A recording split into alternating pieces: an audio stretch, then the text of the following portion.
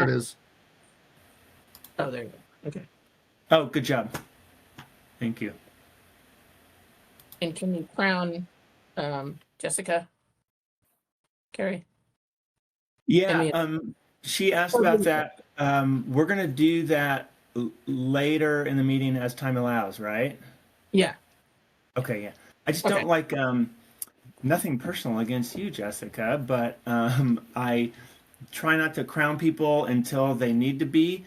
And the reason is because once someone is crowned, you have the ability to end the meeting for everyone. And so sometimes a presenter, not that you're leaving, Jessica, but someone will like join for part of the meeting. And then when you go like to your little, participant icon and you say leave the meeting, it is right next to the end meeting for everyone. And so at least once with me, someone has accidentally ended the meeting for everyone. So anyway. No offense, Carrie. I'll wait for my crown at the end if there's time. Yeah. I think there's some euphemism for like delay of gratification. When you finally get that crown, it's going to mean so much more, Jessica. All right. Well, co-chairs, I think we have a quorum here, even though we're missing a few MPC members. So do you guys want to get started? Sure. Okay, I can put the agenda up there. I was trying to share my other laptop, but that's having issues too for some reason. Like even though I crowned myself, my other laptop doesn't give the option to share. So anyway, there's all sorts of little funkiness going on today. But give me just a second. I will share the agenda, and Mike or Susan, if you guys want to walk through it, maybe I'll just say for the record that this is publicly noticed meeting of the Pacific Fishery Management Council's Ad Hoc Marine Planning Committee. We do record these at the request of the council, so people can listen to them later. I think everyone here knows the ground rules, but we do have a few guests here, I see, which is great. Welcome. We do operate pretty loosely. If people have a question, just unmute themselves. We give priority to MPC members. And if there's multiple people that have something to say or a question, then we start using that raise hand feature, which is at the bottom of the screen under React. And you click raise hand, and to lower your hand, you also push raise hand. So that's not exactly intuitive, but that's how this one works. So with that, I'll turn it over to the co-chairs to walk through the agenda and take it from there.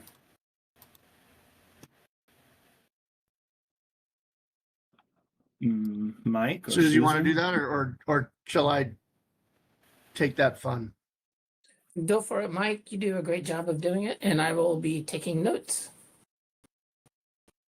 Okay, we see Carrie to throw it up on the screen. Or Carrie, oh, there you go.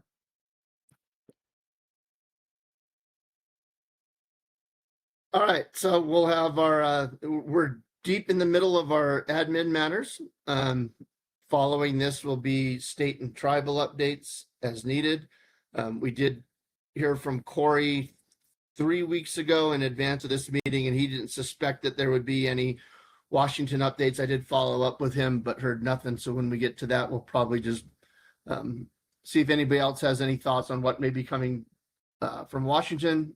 We do have some updates from Oregon, California, and I'm happy to see that Steve's online to provide any tribal updates. And then we will get a very brief and very high level overview of the Deep Seabed Hard Mineral Resources Act.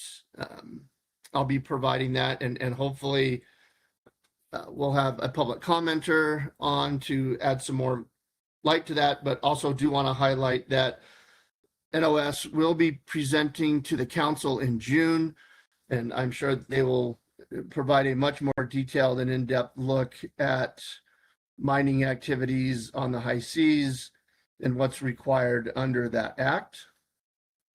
We will have Heather McNair from the California Coastal Commission to provide an update on ocean rainforest. I believe that their EA that's being prepped by the Army Corps is relatively close to being done. If it isn't already done, I haven't seen it, but it's close. But Coastal Commission is going to start their consistency review process, I think next month or in June, with an anticipated finalization date sometime before the end of this year. Then we'll have Nessie from BOEM show up and provide us updates on two activities within the EEZ, both oil and gas leasing and marine mineral mining. As we know, efforts are underway to move forward on oil and gas leasing. And given the amount of recoverable minerals within the EEZ off the West Coast, it is not outside the realm of possibility that we will see some activities related to mining, offshore mining before the end of the year as well. And then I think there's more. And then we have our discussion and supplemental report review.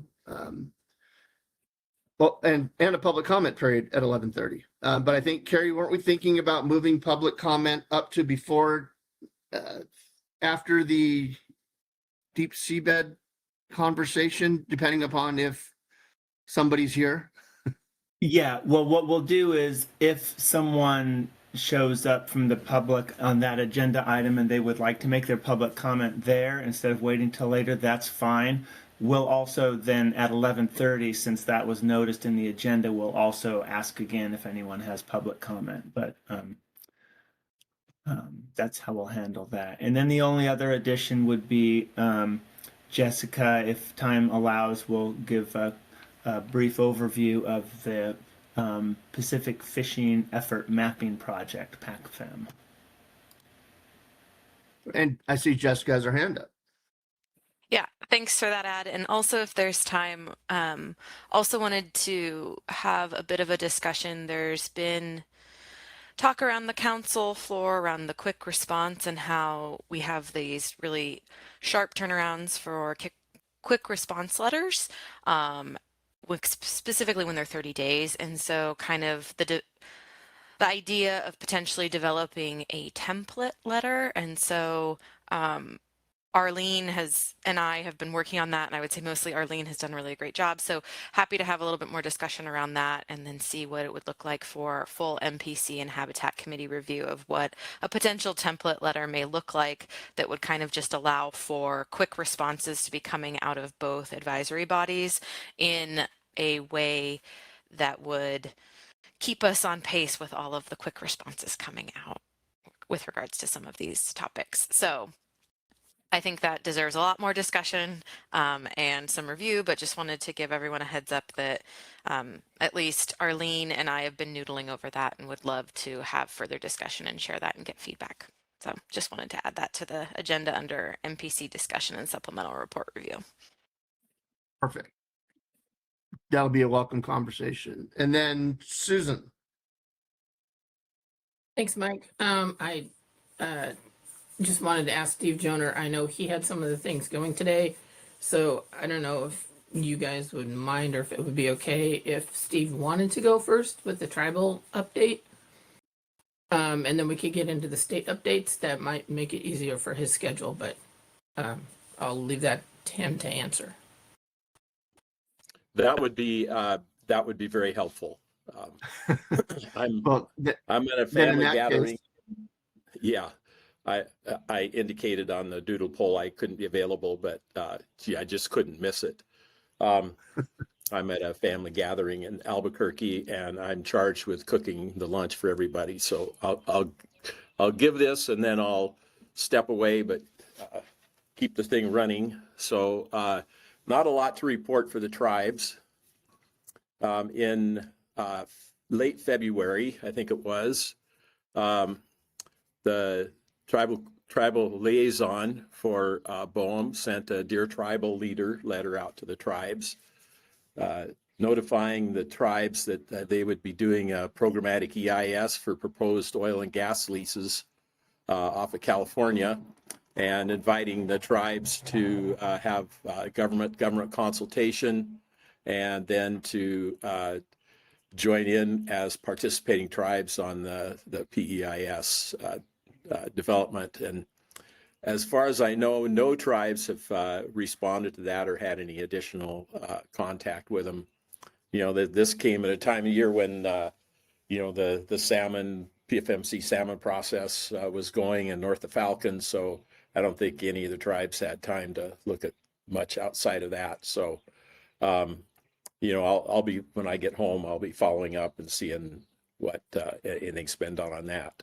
And then as far as offshore wind, the National Academy of Science Committee that Mike and I participated on finished their report and had some recommendations, including one of the recommendations, I think it was 7.1, was that NOAA Fisheries should identify research and data needs to better understand potential effects of operating offshore wind or other renewable energy projects in the California current ecosystem, and looking at impacts to upwelling, nutrient levels, productivity, etc.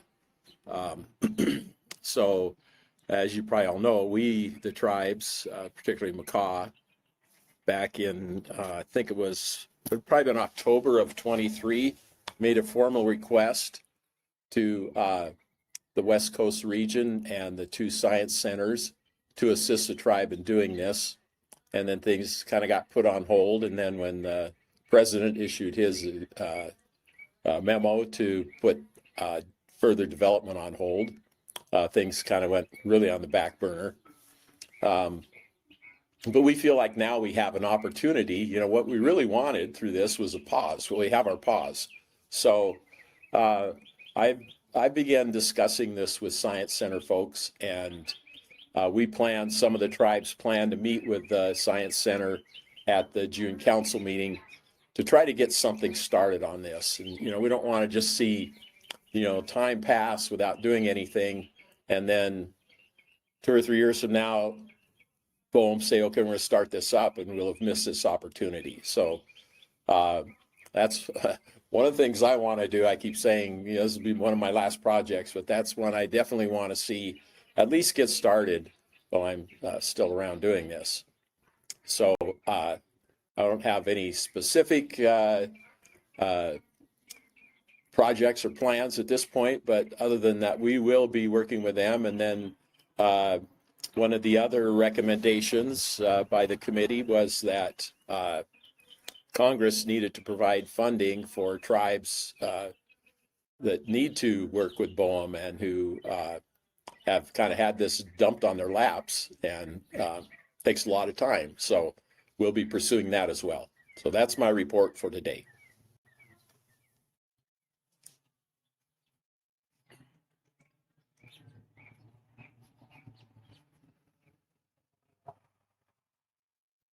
Thank you, Steve. I think that was helpful. And I apologize for the traffic noise. The house is crowded. I had to go outside on the patio, and there's cars going by. So. I don't know about anybody else. More birds than I heard traffic, so yeah, I'm good. Okay. I'll keep this on if you need. I'll be listening as I'm working here. So that's it for now for me.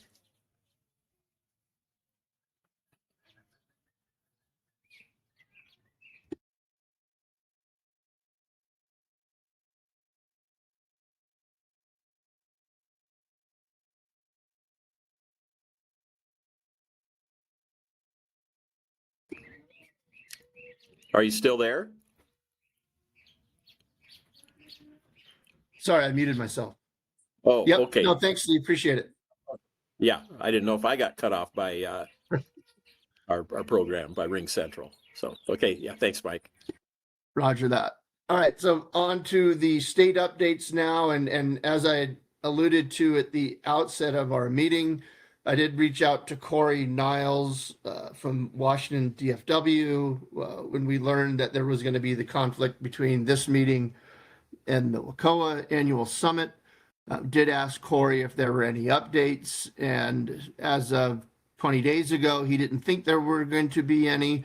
I did send him a follow-up email. I think it was Friday or maybe it was Monday. It was recently, and didn't get a response to that. So there will be. I'll touch on at least one thing that's going on in Washington when we get to the California update, but there is nothing that I'm aware of specifically from Washington. So absent anybody else knowing anything more than we do, I guess I'll pass it on to Susan and Jessica to provide an Oregon update. Sure. Thanks, Mike. I'll start off, and then I know Jessica has more information. So we have three things. The Oregon Offshore Wind Roadmap process that was started a year and a half ago now, I think. That is continuing. The state just put out its draft roadmap and had an open public comment period that was extended, held several meetings along the coast and a couple virtual meetings. And we have the roundtable has, I think, 2 meetings left to finalize it before it gets sent to the legislature. So I'll throw a link in the chat. Oh, Jessica and Mike already did. They're on top of it. There also have an update on Governor Tina Kotek's Resiliency Executive Order 2526. They held a workshop. The state held a workshop in March to determine the definitions of attributes as it pertained to resilience. And that link is in the chat as well. The workshop meetings were public and recorded, so there's links to those there. And then I'll turn it over to Jessica, who has an update on Pac Wave South and can add more comments on the other 2 Oregon items. Yeah, thanks, Susan. Just a real quick update on, the continued progress of Pac Wave South. It was in those final stages of construction, and the grid connected testing is expected to start kind of summer of this year. So there's more information on this on the website, and I'll put that there, but in the chat. But when it's completed, this will be a pre-permitted accredited grid connected wave energy test facility, and it was kind of developed in partnership with U.S. Department of Energy, the state of Oregon, and OSU, Oregon State University, and local stakeholders. So it'll be potentially able to start having some of the testing start occurring. So just want to allow mariners to know where that location is and everything. So that'll be on the website as well. So just wanted to add those comments. And like Susan mentioned, when it comes to the governor's executive order 2526, which is directing state agencies to promote climate resilience, as she mentioned, there was that work group that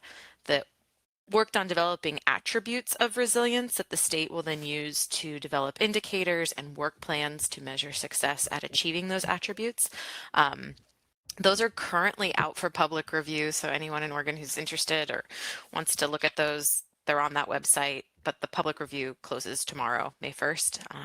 And then the other components of this executive order have to deal with a 10 by 10 or a 10% in 10 years, and so there'll be some work on that as well, of protecting, restoring different areas. So just more coming, and all of this is still in progress. So I'll keep everyone updated as that moves forward.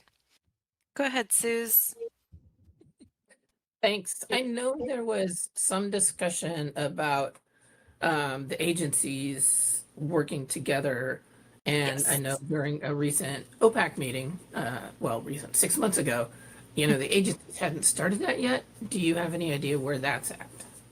Yeah, so the state agencies all have representation at like a natural resource agency work group, and that work group is really kind of taking the charge of, once these attributes are developed, really moving forward with the development of the work plans and how all the agencies will work together, and also on their own in achieving those resiliency goals. So every state agency has a representative to that those meetings have begun as well. But there is still some waiting on direction from the governor's office. So, before developing work plans and indicators and metrics to measure against these attributes, we need to know what the attributes are. So we're all thinking about it and waiting and seeing what those actual attributes will be and providing feedback on that development as well.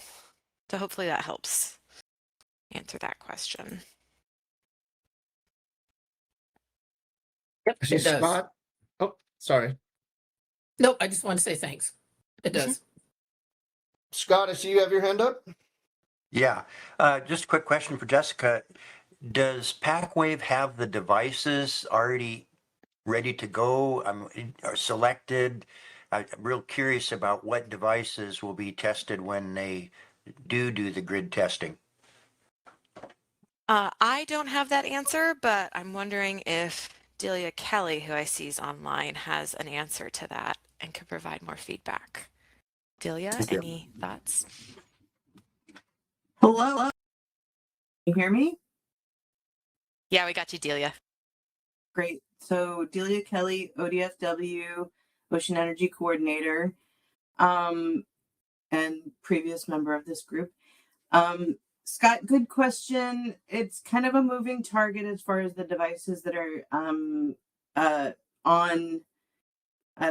the schedule to be tested. I think there's still some uncertainty around the funding that would support each of those tests. And so I don't know where the current list stands. There was a list of 4 companies last year, but I know at least one of those companies went bankrupt due to the funding not coming through for their partial scale device to be developed from funding from Department of Energy. So I don't have a current list. When I get one, though, I would love to share it. Yeah, great. Thanks Thank for you. That was just kind of what I was curious, whether they had existing clients lined up that they could put into the test, or if they had to do some other thing, have a device of their own or something.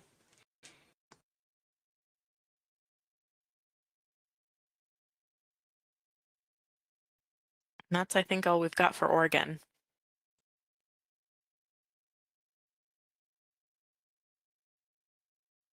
Oh, I was muted again. Thank you, Jessica, Susan, and Delia. Any other questions for our fine friends from Oregon before we move on? All right. Moving on, and I don't see Crystal on here, so I'll just briefly provide a number of things that have come in line off of California lately. As of Monday, I'm sure we all saw the news, but Golden State Wind, which was one of the leaseholders off of Morro Bay, if you can picture the 3 lease sites off Morro Bay, the one in the middle was Golden State Wind, and they agreed to abandon its lease in a transaction with the administration. They'll get the amounts that they expended on the lease will be repurposed and directed toward, I think it's oil and gas activities, natural gas, or other activities in support of that type of energy development within the Gulf. So that's one of the things that transpired. Also, just recently, I think as of a couple of days ago, a contractor presented some feasibility studies for offshore wind operations and maintenance ports, both in Morro Bay and one in San Luis. In short, the Morro Bay port is not ideal, while the current pier in San Luis could provide some services in support of offshore wind. I apologize in advance. There are going to be a lot of links that are thrown into the chat throughout this meeting here today. And I think what we'll try to do at the end is synthesize these, put them all in a Word document and send them around to the Marine Planning Committee members, just so you don't have to keep referencing back and cut and pasting from the from the chat, I should say. On the 16th of this month, the California Coastal Commission finally adopted the statewide strategy for coexistence of California fishing communities and offshore wind. That was a lengthy process, and I see that Heather from the Coastal Commission is on, and greatly appreciate all the work that she did in herding a bunch of cats to get to a document and a project that I think will prove useful into the future if and or when offshore wind projects are developed off of California coast. Also, last week, a final workshop report from Sea Grant National Centers for Coastal Ocean Science California Aquaculture Siting and Development Workshop was published. The authors hope that this report will be useful in developing future digital aquaculture tools that will support the sustainable growth of the industry in California. I also wanted to take an opportunity to mention the subject matter of two bills that failed last year in California. One was vetoed by the governor, the other died in committee. The subject of those bills was marine carbon dioxide removal. This is another emerging use of the marine environment, and one that is gaining a significant amount of headway in the U.S. I think we could have devoted an entire agenda item to this, and my guess is we will at a future MPC meeting, but I did want to highlight a few developments in this space that are noteworthy. There is a company, XOS, that is considering a field study trial in the Northeast Pacific.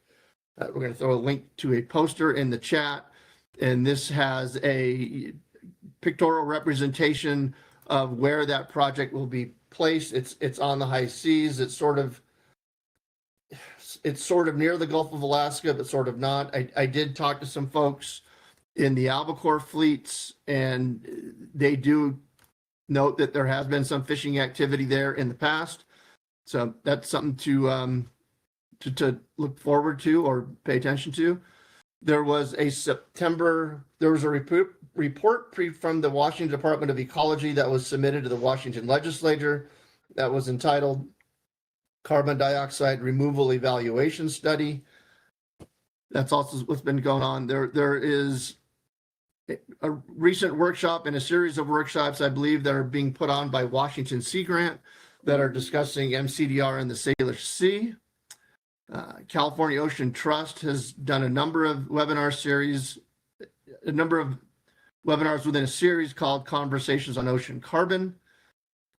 There is a bill moving through Congress, HR 7656, which is the Rescue Oceans Act, which is to support marine carbon dioxide removal activities and for other purpose.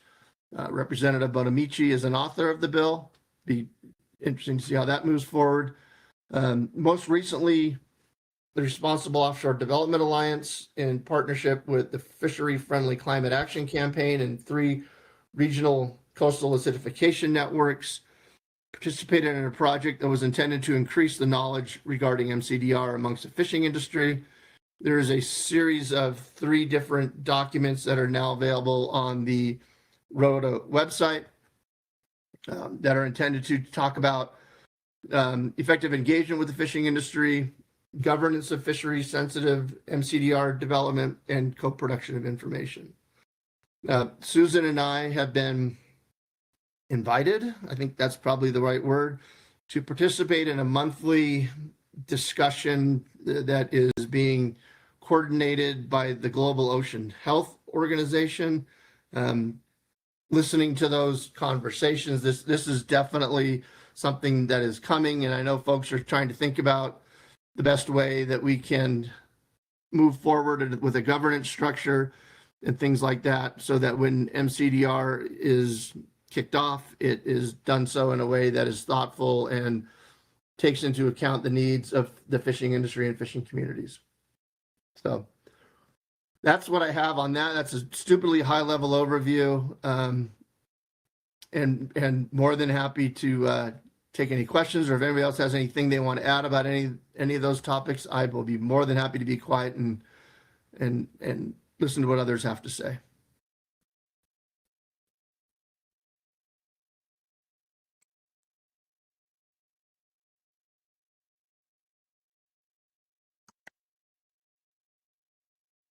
I see somebody's got a hand up, but I can't see who it is. It is. I think it's me.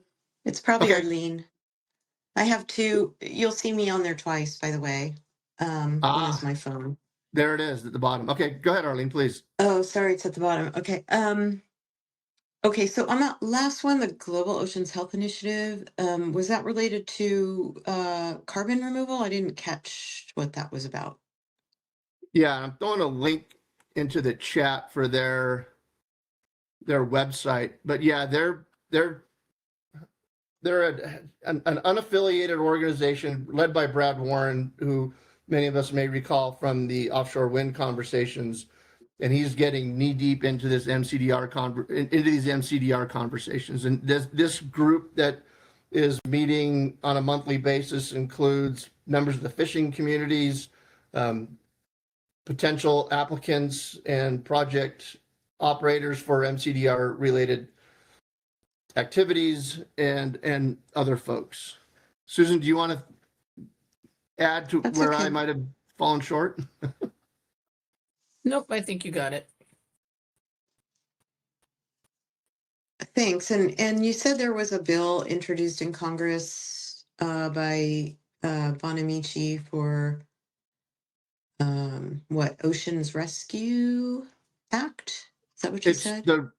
It's the Rescue Oceans Act. Susan threw a link to that in the chat. It's HR 7656, and its purpose is to support MCDR activities and for other purposes. It's not a lengthy bill, but it definitely shows that there's some congressional interest in this, in addition to the interest that we saw from the state of California with the two bills. One died, like I said, one died in committee last year, another one was vetoed by the governor.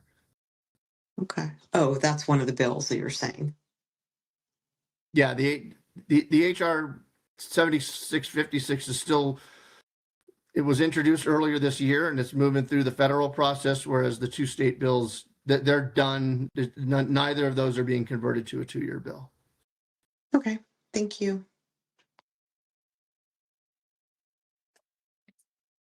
Hey, Mike, I'm going to throw a link in the chat that has the Global Ocean Health quote unquote guardrails document about marine carbon dioxide removal. So I'll throw that in there too.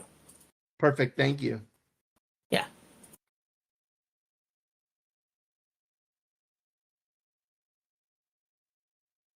All right. Well, I think that wraps up when we're way ahead of schedule, but that wraps up our state and tribal updates. Carrie, shall we continue forth?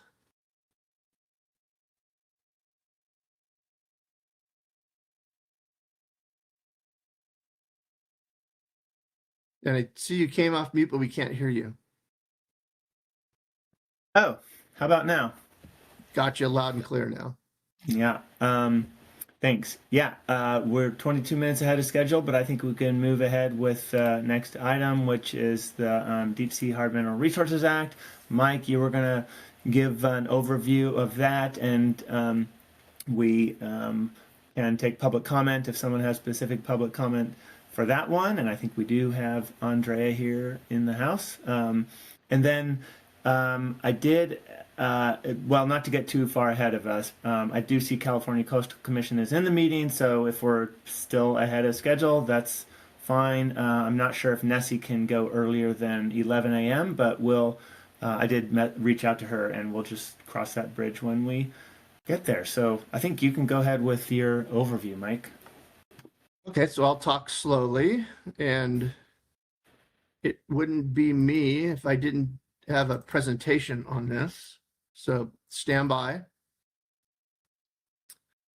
All right, where am I? So this is just going to be a stupidly high overview of the Deep Seabed Hard Mineral Resources Act, there are a lot of nuances in it, but since this was something that was brought up during the April council meeting and was one of the primary impetus for us asking for this meeting, I did feel it would be appropriate to at least provide some level of detail about what this act does, probably more importantly, what it doesn't, and the hook that's embedded within the act that provides the council not the council, it obligates the administrator of NOAA to consult with the council under certain circumstances. So by its term, the act only applies to the deep seabed, which is defined as seaward of and outside of the continental shelf of any nation and any area of national resource jurisdiction of any foreign nation. If such area extends beyond the continental shelf of such nation and such jurisdiction as recognized by the U.S. In other words, this applies on the high seas, does not apply within the EEZ. Listed below are citations for the act and the implementing regs for an exploration license and a commercial recovery permit. I will note that final updates to the regs were published earlier this year. Activities that fall under the act are under the purview of the Secretary of Commerce. Here it's NOAA administrator or their designee. Oops. So I do want to just quickly go over some definitions that are included within the act that sort of hook us into it. A commercial recovery permit will authorize and allow any activity that is engaged at sea to recover any hard mineral resource. It is if the recovered hard mineral resource will be processed at sea, then such processing is included within the definition of commercial recovery. And if the waste of such activity of the recovering or the processing at sea will be disposed of at sea, then such disposal is also included under the definition of commercial recovery. Deep seabed, we already covered that. Exploration, certain at-sea observation and evaluation activities, and limited amounts of taking of any hard mineral resources as are necessary for the design, fabrication, and testing of equipment, which is intended to be used in the commercial recovery and processing of such resource. And as I noted, the administrator is the administrator of NOAA or their designee. So just highlighting here recent activities related to this mining on the high seas. The executive order required the Secretary of Commerce to expedite the process for reviewing and issuing seabed mineral exploration licenses and commercial recovery permits in areas beyond national jurisdiction. The expedited process, consistent with applicable law, should ensure efficiency, predictability, and competitiveness for American companies. Second bullet point, the final rule revised some provisions of the Act's implementing regulations for exploration licenses and commercial recovery permit applications. The revisions establish a consolidated exploration license and commercial recovery permit application process. Prior to this, applicants were required to follow a two-step sequential process in which applicants first obtained the exploration license and then separately applied for a recovery permit from NOAA before conducting commercial recovery activities in the areas beyond national jurisdiction. In March 2026, NOAA approved such a consolidated submission. This streamlines the permitting by allowing the exploration phase data to be used for both stages. And the last bullet point, the AMR and CX applications were posted on March 23rd, and the comment period is open through May 22nd. Apparently other applications are being prepared to make similar submissions. I'm going to throw a link into the chat of a website that you can track these applications and any others as they become available through that link. So where are we talking about when we're talking about these activities? Right now, it's all focused on the Clarion-Clipperton fracture zone. On the left is a map showing where that is located. On the right is a map that we've previously seen from the USGS showing seabed mineral prospective regions. So just kind of put a pictures of what we're talking about here. Moving on to some select provisions from section 1415, and I'm happy that Andrea is here because she can provide more detail on this. But section 1415 is for license and permit terms, conditions and restrictions, and issuance of transfers of license and permits. I did want to highlight the second bullet point here, which requires the administrator to consult with any effective regional fishery management council if the activities undertaken pursuant to such license or permit could adversely affect any fishery within the EEZ. Think back to the map that we just showed. I think a strong argument can be made, depending upon how the exploration or recovery would actually take place, that HMS fisheries within the EEZ could be adversely affected by such activities. I am also going to be curious to see how the regional fishery management organizations that are managing tuna and tuna-like species in the Pacific will respond to this. I will note I did reach out to a San Diego-based longline fisherman, and while they do limited amounts of fishing within the CCZ, they did say that the Hawaiian-based longline fishery does have significant operations in that area, particularly west of 150 degrees west. As we noted earlier, there was a public comment submitted by Earth Justice under the habitat item. I sent that around last night. It does a much deeper dive into this requirement, and I'm thankful that Andrea is here. And once I'm done with this presentation, I'm sure she'll have additional thoughts to provide on this. So just real briefly, this is a list of some other sections within the Act that may be of interest. I'm not going into detail on these, but rather just throwing it out there so that folks know that these exist. And if and or when there comes a time to comment on these activities, we'll certainly be calling on these as well. And that covers my stupidly high-level overview of the Act. I think I'll be happy to try to field any questions that folks may have before we see if somebody from the public may want to comment on this.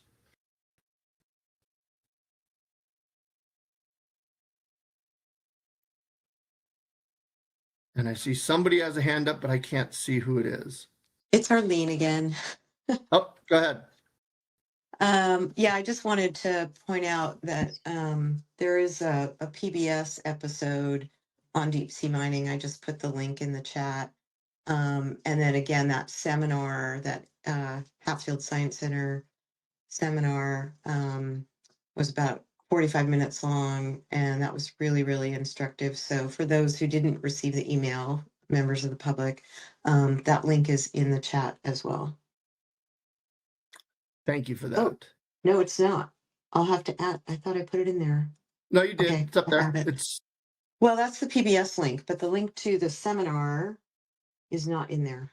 So I will add it. Thanks for that overview. Yep. Carrie? Yeah, just looking for any other questions. Arlene, I thought you put the link to that seminar also, or maybe you just emailed it around. But anyway, thanks for. Well, I did email it. I just thought there might be people on the call today that are not on our email list that might want to watch it. Yeah, definitely. I was just saying that I thought that I had seen it in the chat already, like you did, but. Yeah, just the PBS link. Yeah, please put it in there. And then while we're on that topic, I think the Habitat Committee at our next webinar, June 2nd, and possibly the 3rd, we have a presentation scheduled, or at least tentatively, by that author. And Carrie, I think I made reference to this at the outset, but the council is getting a presentation from NOS on this act. I believe it's day 1 of the council, if I'm not mistaken, or is it day 2? of the June meeting?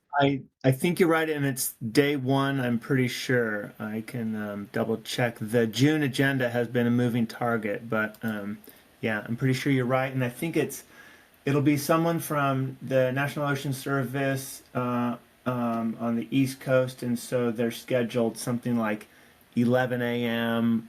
our time. So originally they were scheduled at like 4 p.m. Which is 7 p.m. on a Friday. And so, as much as we love ruining people's weekends, we moved it earlier, so at least it's during working hours for them. Yeah, just our weekends. Exactly. All Just right. the Well, people and yeah, my hope out of that presentation is they'll fill in a lot of the gaps that weren't covered here, and hopefully in their presentation they'll address at least some of the comments that were provided by Earth Justice in their comment letter to the council during the April meeting, which Carrie tees you up for a segue.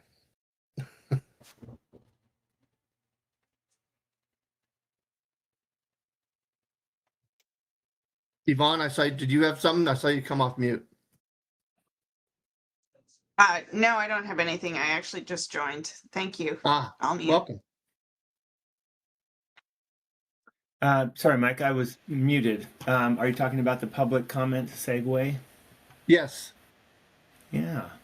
If there aren't any other questions for Mike, then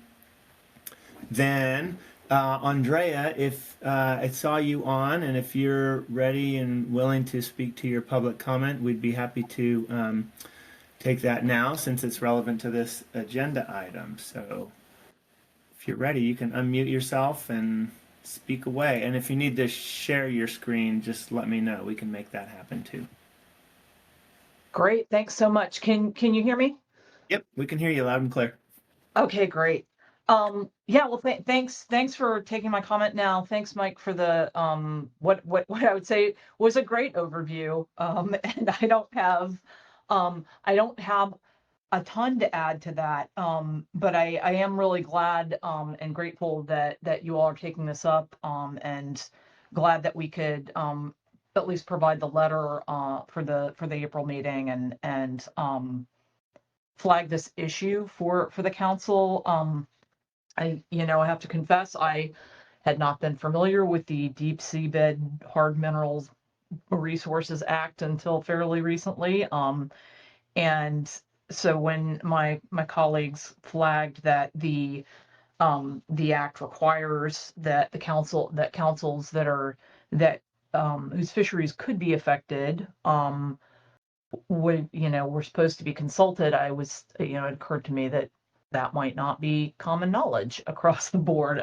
So wanted to make sure that folks were aware of that. And I think particularly just that I think that the effect on the fishery could be both the folks who are fishing in that zone and catching fish directly in that zone, but also to the extent that stocks are moving around, and if there are any fish potentially that are entering the EEZ and passing through that zone, I think that that's an also could be a connection there. And so I think it's really important for the council to have an opportunity to weigh in, and for the council process, for this is such a valuable opportunity for the public to even become aware that this is these applications are happening, and have an opportunity to weigh in. So I'm really glad that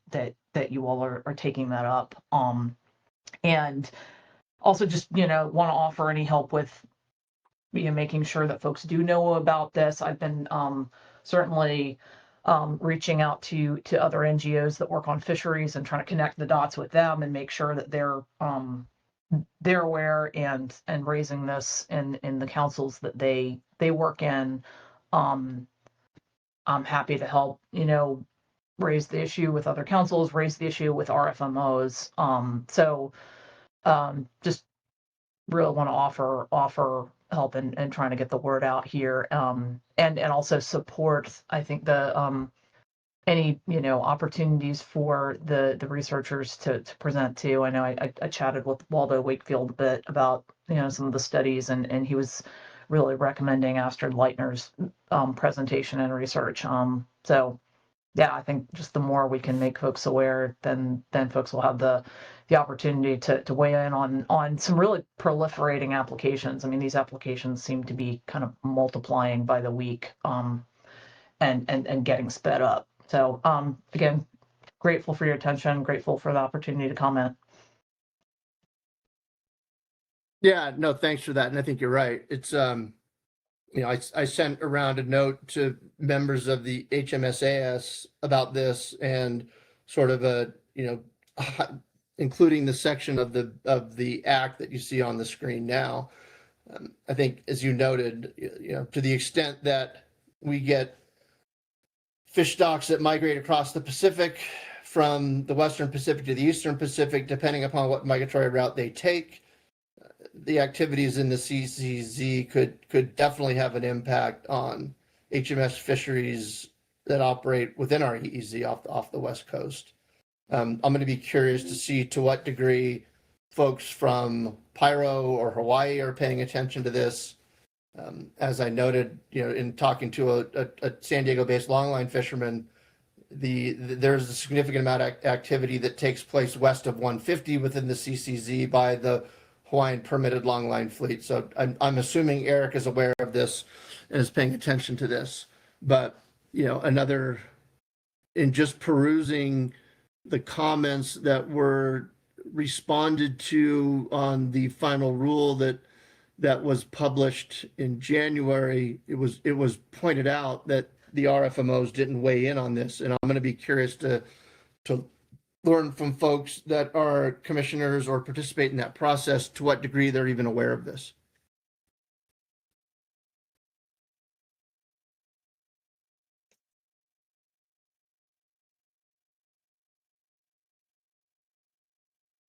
Thanks, Mike. I'll jump in. I don't think you mentioned this in your overview, but if you did, apologize. The Council Coordination Committee, which is a committee of all the 8 regional fishery management councils in the U.S., they meet twice a year, and they're meeting in May soon, and this is on their agenda. So the consultation requirement is apparently being taken seriously, and I don't know, I haven't seen what that agenda item is going to look like, but clearly the administration wants to make sure that the act is being followed and the regional councils are being consulted with. So, I mean, that's all just to say that it's all sort of leading up to a briefing for the council itself at the June meeting coming up soon. I don't have a lot of details about what the plan moving forward is or anything like that, but Mike's overview I think is really helpful, and the summary of the applications that are being submitted, and Andrea's public comment, which we sent around to the committee yesterday, is very helpful too. Thank you, Mike. You are very welcome.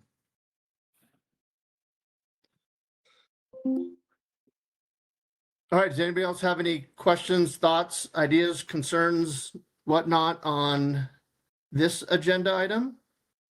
I see there is a hand up. Let's see whose hand it is. Arlene. Guess who? I just wanted to thank you, Andre, for your letter. It was very informative.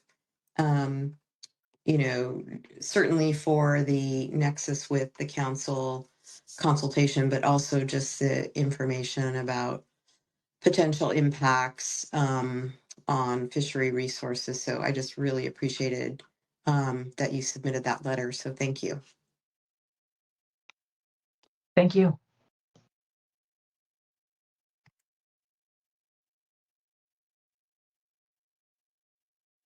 All right, Carrie, on you.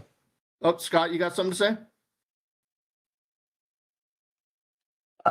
Well, kind of debating whether I should mention it. I was at a meeting in Athens 2 weeks ago for the International Submarine Cable Protection Committee, and every year there's a big discussion about seabed mining. Part of the problem is subsea cables aren't always plotted on nautical charts across the entire ocean. The thought in the past was, out in the deep, who cares? Nobody can operate on the bottom at that depth anyway.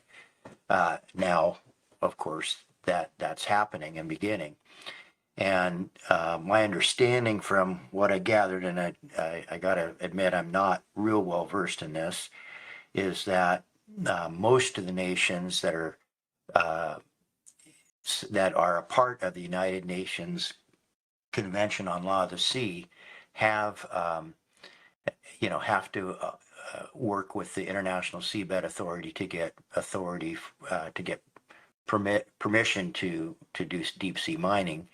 However, the U.S. is not a member not signed on the Convention of Law of the Sea. So this act seems to be sort of the U.S.'s response, but it applies, probably legally applies to U.S. citizens, but probably not to the rest of the world. And but in fact, I think I'd heard at this last meeting that there were several companies that were trying to follow this path to get approval for their mining activities through the U.S., which, is sort of like we're doing it whether we have the authority to or not. So anyway, it's very complex and complicated, but my point was just saying I don't know that all seabed operators are going to be following this, this act, or trying to follow the protocols of consultation, etc. Yeah, thanks for that, Scott. As I understand it, and maybe Andrea can correct me if I'm wrong, it's not the applicant's responsibility to consult with the councils. It's the NOAA administrator's responsibility to do so if and or when they move forward to either issuing a exploration license or a commercial recovery permit. So hopefully we'll learn more in the June council meeting when NOS provides us their presentation. And hopefully if they don't answer that question, we can tee up a friendly neighborhood council member to ask that question. Yeah, great. Thank you.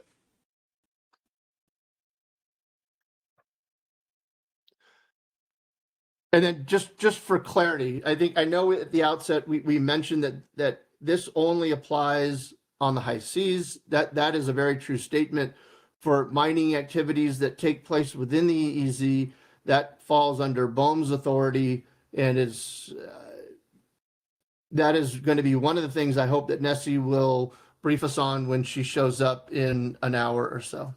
So just wanted to clarify that to remove any confusion.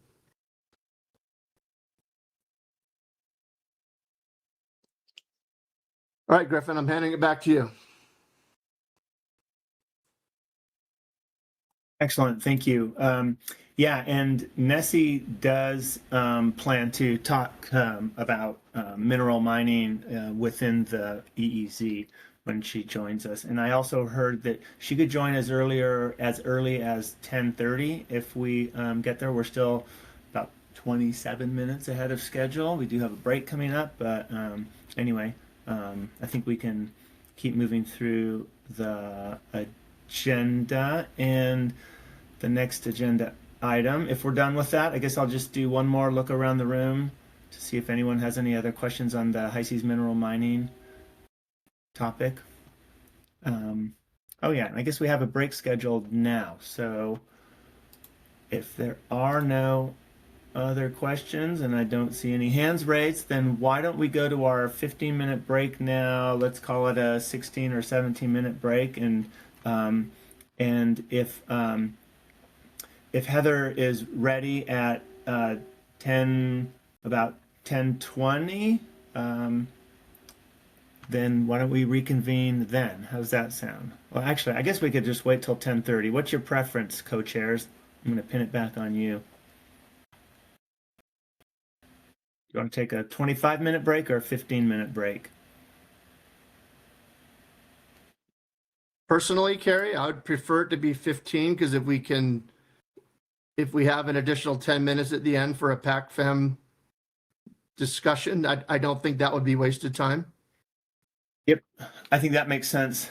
All right, let's do that. Let's take a 15-minute break and we'll reconvene here at 10:20 a.m. with the California Coastal Commission update on the ocean rainforest kelp aquaculture project. Okay, see you back at 10:20.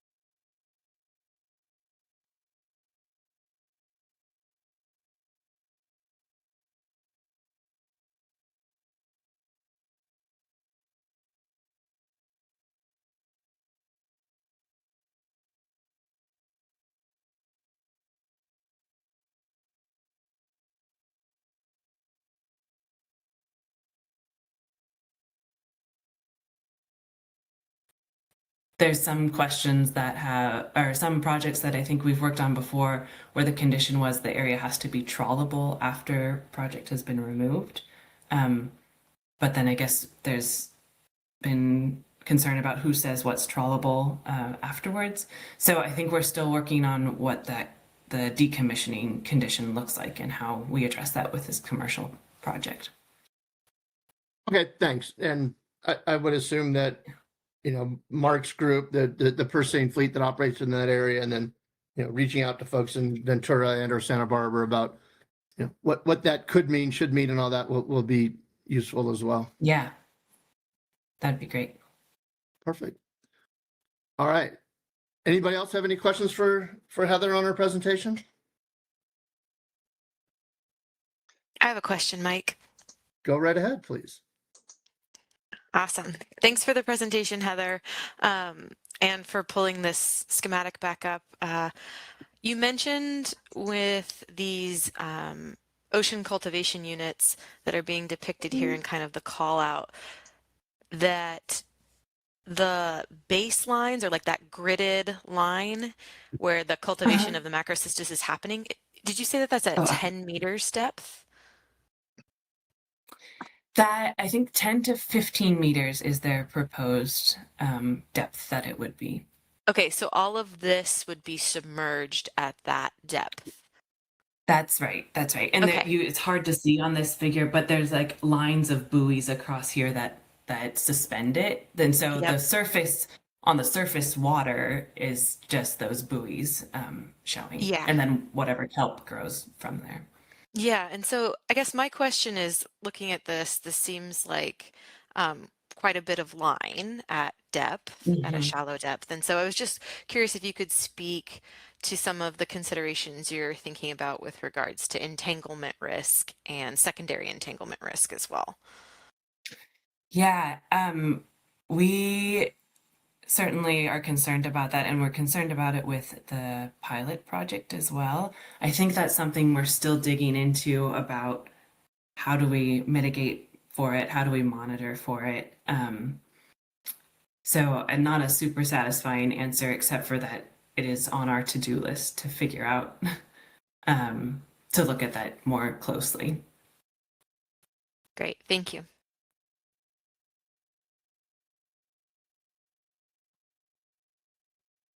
I see a lot more hands up. Mark, I see you on screen. Nick, closest to me, and your hands up. I don't know if it's in any particular order, but we'll get to everybody. So go ahead, Mark. Yeah, just I may have missed this either at this meeting or at previous meetings, but is there, given their pilot program, was there any like significant listing of significant findings that came out of that? Let's see. They did a webinar on like their lessons learned from that finding that's on YouTube that I can try and go find a link to. And then as part of their application for their commercial project, they've submitted kind of lessons learned from that. But I'm not sure if there's like something published that they've done on that commercial, the pilot project. Yeah. Does that, I'm just curious, does that include a discussion of these lost anchors? It doesn't yet. That Okay. will, the webinar started before, or it was in the midst of them trying to figure out what they were going to do about the lost anchors. Right. Yeah, it just seems like that's a pretty obvious lesson. Yeah, right. Thanks. Yeah. All right. Let's see here. Let's go to whoever the next one is. Scott. Yeah, thanks, Kerry. Great presentation, Heather. Thank you. Couple quick questions. The weight of the anchors, both in the proposed project and in the demonstration project, do you know the weight of those concrete anchors? Are they going to be the same for the proposed project? I don't know the weight of them. From the proposed project, they were, I think, like 12 by 12 by 8 inches of concrete. So I'm not sure what the weight was, but it was like 2 blocks of concrete with a chain between the 2 of them to hold their patent marker buoys at the perimeter of their project area. Okay, great. Thank you.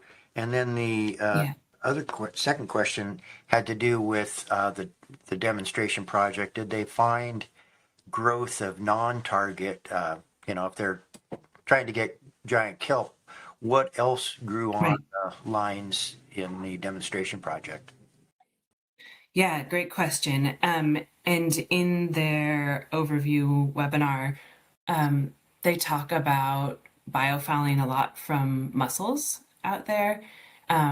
Skeleton shrimp was a big thing that they had issues with before the kelp got past a few inches. I think there were a lot of skeleton shrimp on the lines. And then in their monitoring reports from the pilot project, they note a few other species that kind of start biofouling some of their mooring lines and such. But it seemed like as far as kelp species, there weren't many others besides the giant kelp that grew out there. Great, thank you. Yeah, I was primarily interested to knowing if kelp were, or if mussels were growing, and it sounds like they were. And yes. Is there anything they're doing in the future to discourage growth of non-targeted plants? Yeah, I think that is a great conversation we still need to have with them, Scott, because certainly benthic impacts from biofouling from mussels is a concern. Well, from and just how they're handling unwanted growth species and what the process looks like for them. Yeah, thank you very much. Yeah. Hey, Heather, a follow-up based upon Scott's question. Given the proximity of this location to Port Hueneme and the amount of international traffic that enters into Port Hueneme, are we worried that this, for the lack of a better word, could be a magnet for invasive species that could be brought in from vessels coming from overseas? That's a good question. I think I'll have to go back to the PEIS and see how much it digs into invasive species, and a good thing for us to talk about, because they didn't see settlement of non-native species in their demonstration project. Well, not, I mean, the of invasive species in their demonstration project, but you're right, here, different place could the international traffic could be a factor here. Okay, thanks. All right, I'm going to call on MPC members, and then I see that we've got other hands up, and I do want to get to Jeff and Gary since they're located in the area. But Arlene? Yeah, thank you. Thanks for that presentation. I'm curious about the underlying sediment there. You know, giant kelp can grow on softer sediment if there are structures for it to latch onto. So curious what the natural substrate is there, and if they had to, like, dump a bunch of, I don't know, shell or something out there to give purchase for the kelp. Yeah, so it's a mix of muddy bottom and sand out here, but it's too deep for kelp to grow from the benthos out here. There's not enough light. So their design is this like grow surface area here. It's hard to see, but there's a bunch of lines in between here, kind of a mesh. And each of those lines they'd seed with giant kelp. And this kind of like grow surface would be 10 meters below the sea surface. So Arlene, that gives it the kelp the purchase to grow. That's kind of like the substrate it's growing from, are these cultivation lines. So it's not growing all the way on the benthic on the seafloor. Oh, right, of course. Yeah, that's pretty far offshore. Right, yeah. We're in federal waters. I'm not getting my context here with how far offshore it is. Okay. All good. Yeah. Okay. So it's really kind of elevated off the bottom and it's growing on structure vertically. Right. That's the design. Okay. Okay. Thank you. No problem. All right, Yvonne.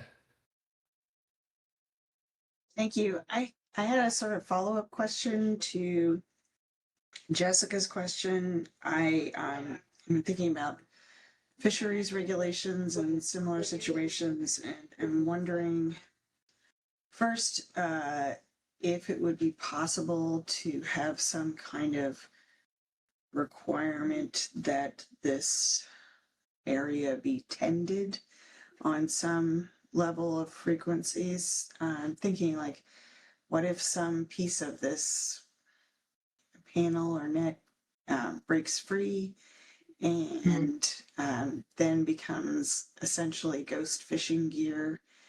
And Right. how often are they gonna? I know this is like a lot of questions about a project that you guys are monitoring, but just wanted to think about the possibility of the structures, the bits that can floating out in the environment and acting as ghost fishing gear. Yeah, that's a great question, Yvonne, and certainly ties into those coastal impact resource impacts in multiple ways. So like what Jessica said, it's a taut design when it's intact, but if something breaks or gets loose, then you have loose lines that are either attached to the unit still, or like you said, are then become marine debris and are floating around. So there certainly will be some kind of monitoring, regular maintenance for sure built into the requirements of this project. I think the specifics of how often that happens and what it looks like are still being figured out. For their pilot project, Ocean Rainforest had to have a third-party monitoring team go out every 2 weeks to look at the gear, which helped in some respects. I think we need to refine from there, because they lost some buoys from that gear too. So the monitoring didn't seem well matched to the gear failures that had happened down the line. So it's a great question and certainly a concern for both entanglement, wildlife entanglement, but also safety, mariner safety around the area, and a concern for marine debris in general. So yes, there will be some kind of monitoring and maintenance required from this program. I'm not sure what it looks like at this point, what the details are of it. Okay, thank you. It would just be unfortunate if we were to go through decades of trying to figure out how best to monitor and manage fisheries and then not apply some of those lessons learned. Right, definitely.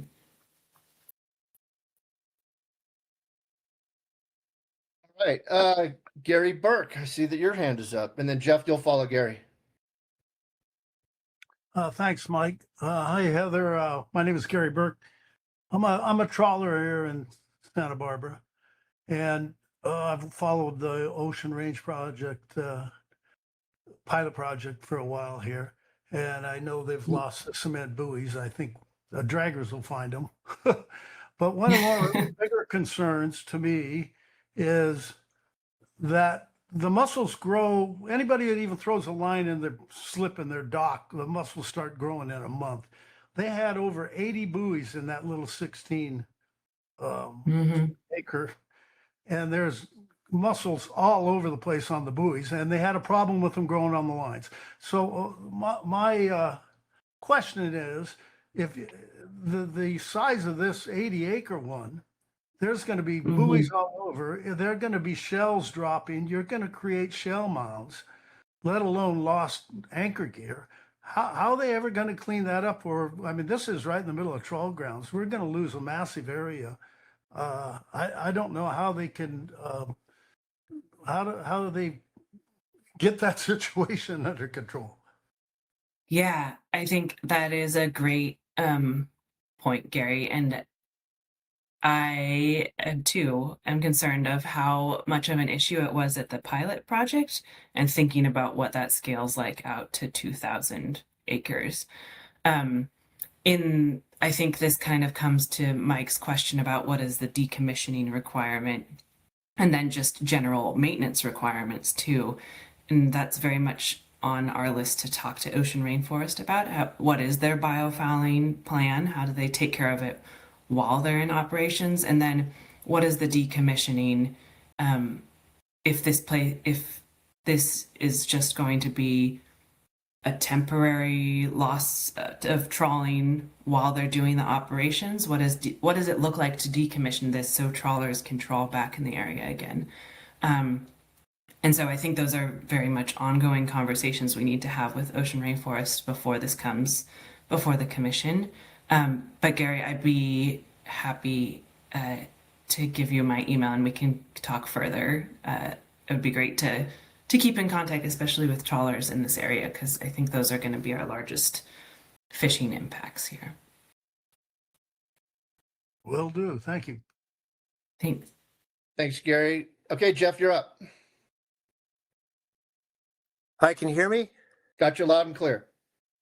Excellent. Hi, Heather and everybody. Jeff Mawson here, longtime sea urchin diver based out of Santa Barbara. Worked the Channel Islands and Southern Channel Islands, as well as Northern California for the last better part of 25 years.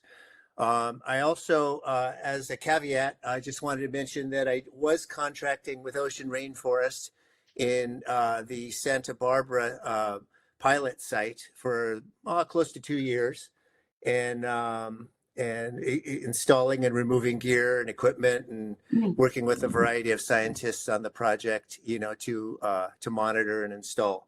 But what I wanted, the reason I'd like to provide comment is, as everybody is aware, as globally kelp stocks are down, the Santa Barbara area, Channel Islands, the coastal areas have suffered severe and drastic kelp losses, which has affected fisheries abundance and biodiversity. That loss has impacted commercial fisheries with a loss of income and a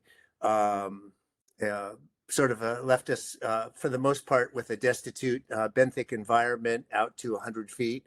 Areas that we used to dive and sport and commercial fishing have suffered losses of densities of echinoderms and fish, and with the loss of this kelp. So I'd like to segue now into mentioning that there could be some positive effects from the Ocean Rainforest Project by virtue of the kelp that could propagate. And as a result of the 2,000 acres, I know it's a lot, and I know, about the areas of aquaculture opportunity and all that.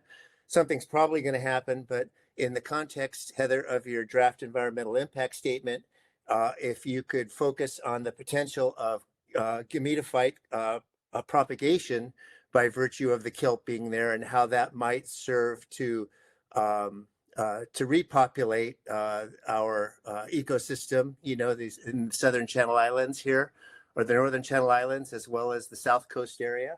There is a possibility that those gametophytes from the sporophylls, which exist right above the holdfast of the plant, can spread gametophytes at high levels and densities, and there may be some positive effects from that settling and recruiting in the nearshore areas, which is, let's say, out to 100 feet, where you have rock and substrate for it to attach to.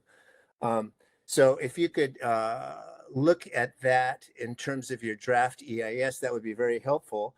And then also, as part of their requirement, the kelp would need to be mature enough to have those special leaves called sporophylls to be able to mature, to be able to repopulate the coastal ecosystem, and be able to mature and put the sporophylls, rather the gametophytes, out into suspension. And that could be a positive effect for local coastal ecosystems and the environment. Thank you. Thanks, Jeff, and thanks for thinking through that side of things and the potentially positive seeding effects from this project. That's something I'll bring back to our team too, to think about how we look at through this consistency certification. Sometimes the positive effects from things like this are a little tricky, because then if you say there's a positive effect, but then you're also saying you're going to remove all that biomass, sometimes you get in a tricky spot of, well, then do you have like a mitigation positive effect circle? And so a lot of times we just note that there could be positive effects, but don't weigh the project. Don't give plus or minus to that. We just note what the effect could be, so that there aren't these kind of conflicting issues, if that makes any sense. Yeah, I understand that. I just, in the absence of any scaled effort to restore and maintain nearshore ecosystems, this is like a beacon on the horizon for nearshore fisheries. So I can't help but try to be optimistic about the potential positive effects. Yeah, thanks, Jeff. Do you happen to know when those what time of growing those sporophytes appear? Is it around peak biomass? Like, does it make sense that there would be a way to let that happen and harvest at peak biomass? I'm not sure. I know that sporophylls grow on kelp plants in varying stages and degrees based on oceanic conditions. But typically in the spring, the biomass is growing, and then the sporophylls will be the most prolific. So those then can release the gametophytes by the tens of billions. So that would be very helpful. Cool. Thank you very much. All right. So thanks, Jeff, for that question. Heather, thank you very much for the presentation. I see that we're right at the top of the hour. I'm going to throw into the chat a recent NOAA web story entitled "Helping Growers Prevent Aquaculture Farms on the West Coast." just so folks have access to that. Thank you again for your presentation. And we will move on. Carrie, do you want to introduce Nessie? Sure, I'd be happy to. Nessie Sumai is I'm not going to say your title because I'll probably get it wrong, Nessie, but she's a senior manager with the Bureau of Ocean Energy Management, and was willing to come and give us an update on oil and gas leasing on the Pacific Coast, especially California, and then also I asked her if she would talk about the marine minerals mining and the regulatory process, since that would, within the EEZ, that would fall under BOEM as well. She has some slides, which I will, I'll share my screen and then move forward when Nessie tells me. So Nessie, why don't I'm you? here.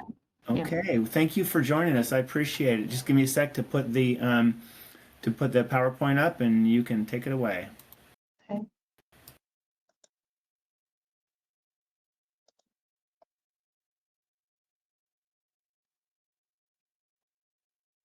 Oops, can you start at the beginning? So hello, everyone. Nessie Sumait. I'm the Regional Supervisor for the Office of Strategic Resources here in the Pacific region.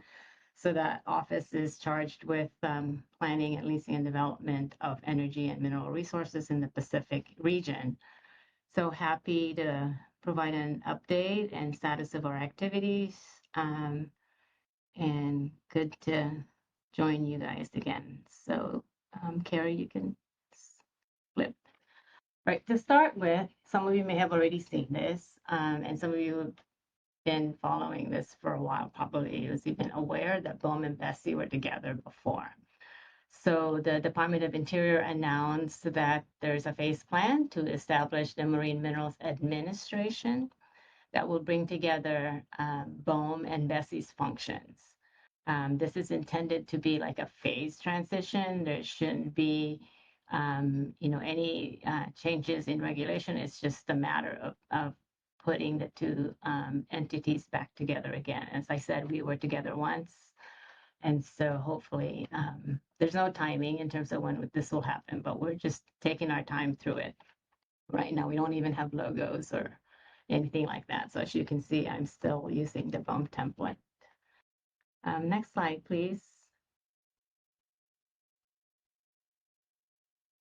So I was asked to provide an overview of the leasing processes for conventional energy and seabed minerals. So on conventional energy, the couple things that are happening is the national program for oil and gas leasing, and there's also a regional leasing process, which I will talk about in the next few slides. And then, of course, seabed minerals. When we're talking about seabed minerals, they're prospective for containing critical minerals. Critical minerals are defined in regulation. There's a certain set of minerals that are supply will disrupt the U.S. economy, and USGS maintains that list. So currently there's 60 critical minerals that's on that list right now. And of course, as you all know, critical minerals are found in various electronics, in energy equipment as well, healthcare, transportation, and defense. Next slide, please. So on oil and gas leasing, there's a lot on this slide, but it might be helpful to look at the big overview. On the top, we have the pre-lease processes. On the top is a national OCS gas leasing program that's handled at headquarters here at BOEM. And that's basically under OXLA. BOEM is required to provide a leasing schedule for a 5-year leasing schedule based on the energy expectation of need. And that is going on, and I have another slide on more specifics on that. And then the other thing that's also happening at the same time now is the potential leasing for oil and gas in Southern California. And some of you may have seen that we did issue a call.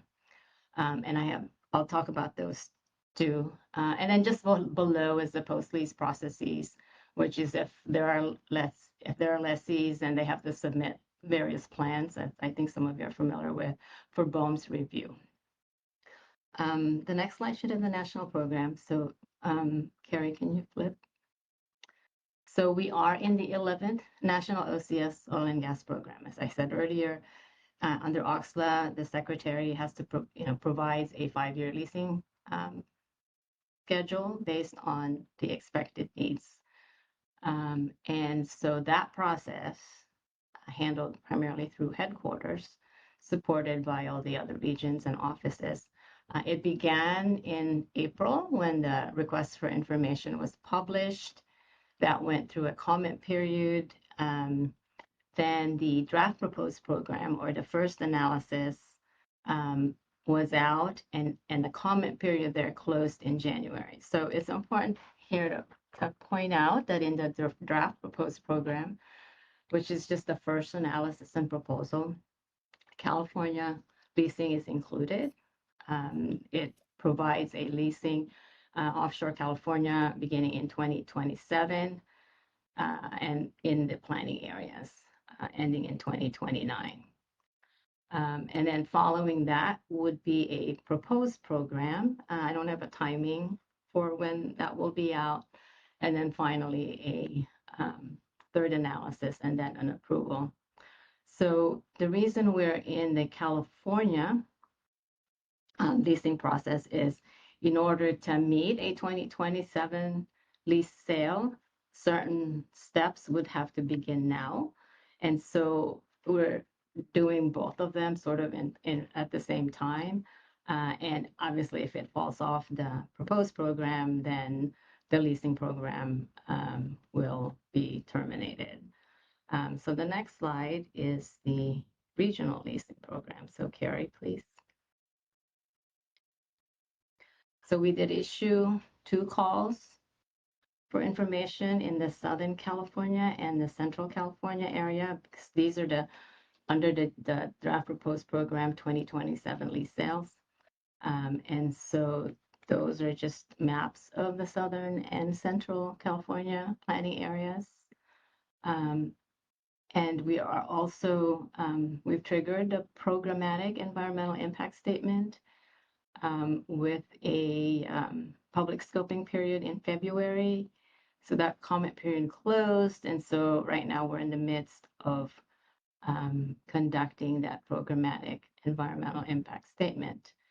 And again, under the draft proposed program, the lease sale is scheduled for 2027. And again, we cannot have a lease sale if it's not in the national program. So if it drops off the national program, then all this will be terminated. Next slide, please. So before I go to seabed minerals, are there any questions on oil and gas? Hi, Nessie. I have a couple, if you don't mind.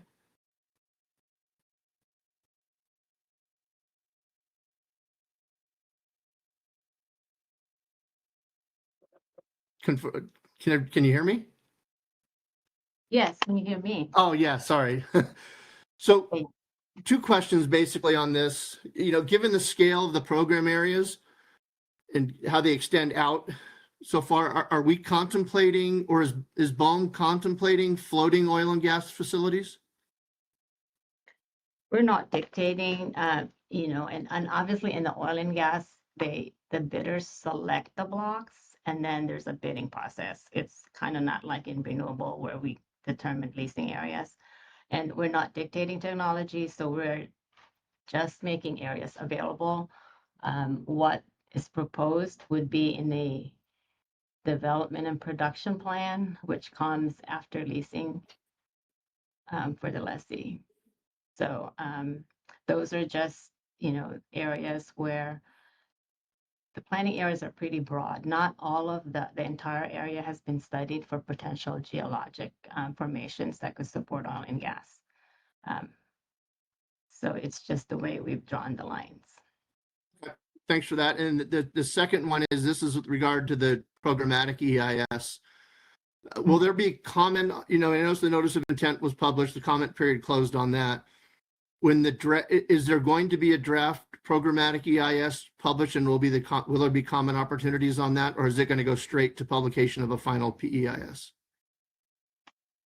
The latter is the current thinking, but we are, obviously it's still a ways before the programmatic needs to be completed for the oil and gas program.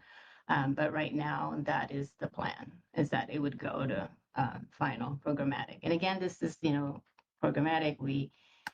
We develop an expected project and an expected result, doing expected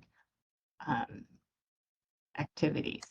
But then it would just, if there are projects proposed, then specific EISs would have to be done for them. Right. No, that makes sense. So thanks for that. And then I do see that there is another hand. Arlene, go ahead. Yeah, hi Nessie. Yeah, my question is about the process that's been happening with this leasing program.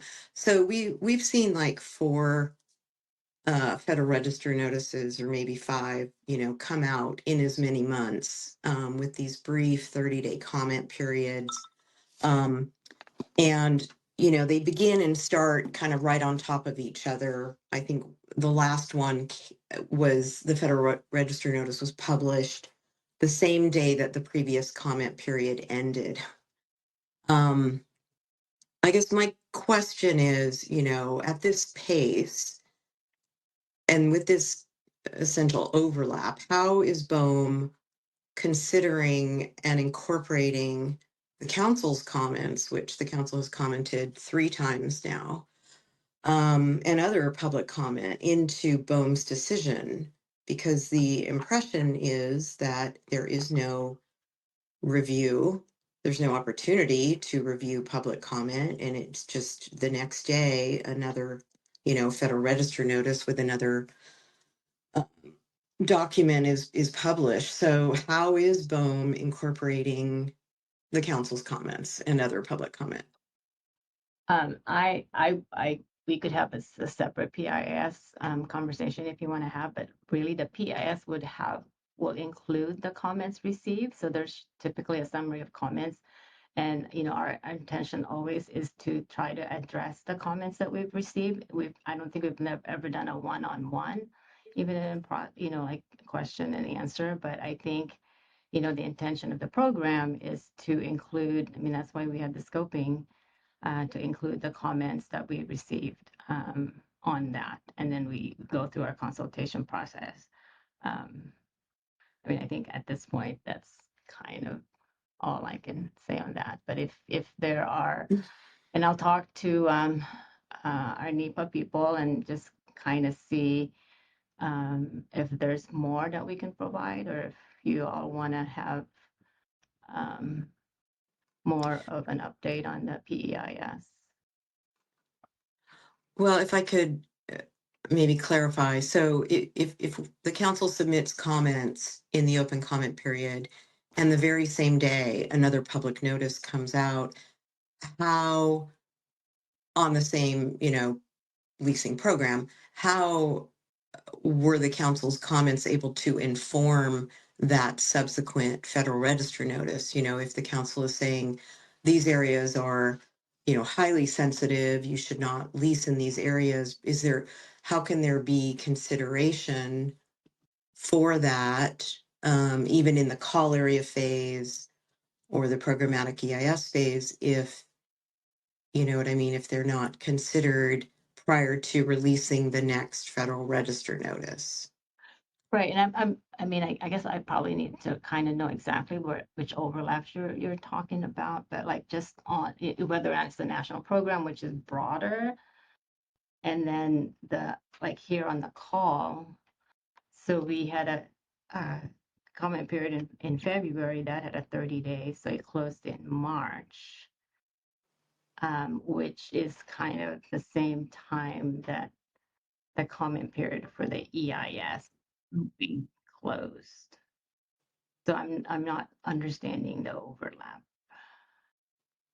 of how one it should inform the same thing, right?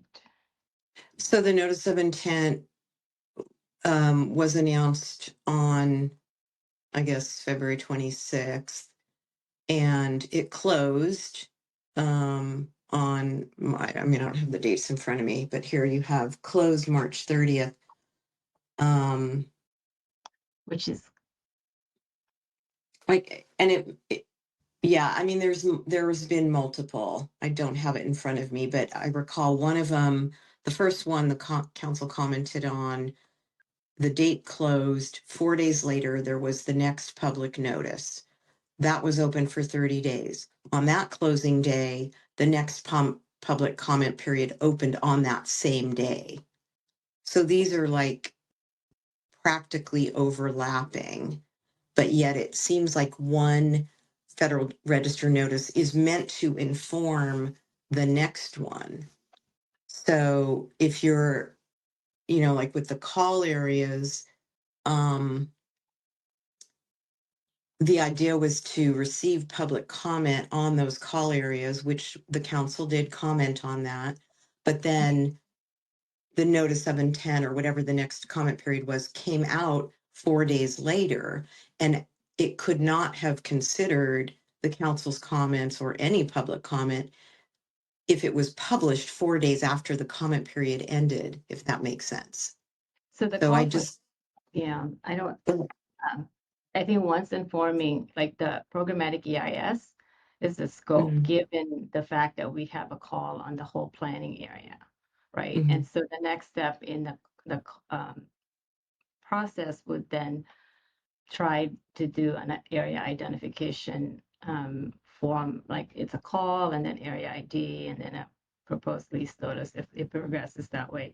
So the scoping, given the call on this big area, was intended to basically now look at comments that we should consider in the programmatic EIS, given the call for information area that we put out, if that's making any sense. So your comments really on the PEIS, if you submitted that should be informing the scope of what should be studied, given the area published in the call, which is Southern and Central. right, but we commented on the first analysis and That's the suggested. national program, so that has its own, and I know it gets confusing, I apologize for that. The national program is a broader, so you should comment on all of them. The national program, which is here, that's handled at headquarters. This is just like all the potential planning areas. And that goes through its own EIS process. So, and then it keeps going to as it winnows down the area. So it sounds like, and again, I need to kind of look at the dates. I don't have those dates for the national program in front of me, but they're like two different processes. Yeah, I guess that's the problem, is it's two different processes, but with overlapping and conflicting the Federal Register notices, because, in the first analysis, it was the whole West Coast. And then it was narrowed down to just California, Northern Cal, all three California planning areas. And then the call areas came out, and I think the call areas just had Central and Southern. But then we saw the scoping NOI notice, which had all of California again. So it's like, well, Right. I thought Because you reduced it down to Central and Southern. Now we're looking at the whole coast again of California. Yeah, because the national program has not excluded any areas, right? So it has to continue to study it. Whereas because it had a sale for 2027, we needed to do the leasing program for those areas that could be in a 2027 lease sale, which in the national program was the Southern and Central California. So that's unfortunate how confusing it is. Unfortunate, yes. All right, thank you. All right. Okay, I think Seeing no other hands, carry forth. we can skip to the seabed, right? So in seabed minerals, this slide is just to show you the potential deposits that may contain critical minerals. So there's the polymetallic nodules, which have been described as potato-sized nodules that sits on the seabed, and they may contain nickel, copper, cobalt, manganese, and some other rare earth elements. Then there's a cobalt ridge, the crust. Those are found on rocks, sulfide deposits on hydrothermal vents, and then closer to shore, the heavy mineral sands and phosphorites. So in the most relevant for the Central and Western Pacific is the polymetallic nodules, the crust, and then maybe some sulfides as well. Next slide, please.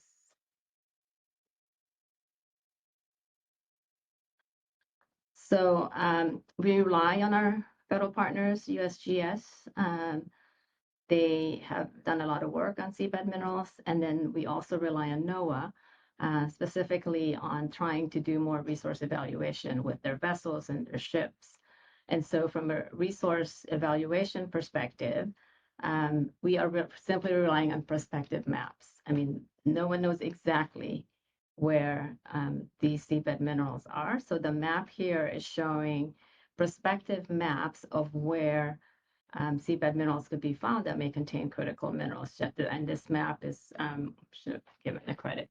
This is the USGS information. And so as you can see, the Central and the Western Pacific are most prospective for, well, you can't see it in the whole EEZ because we didn't put the east side, but the Central and Western Pacific are the most prospective areas in the US EEZs.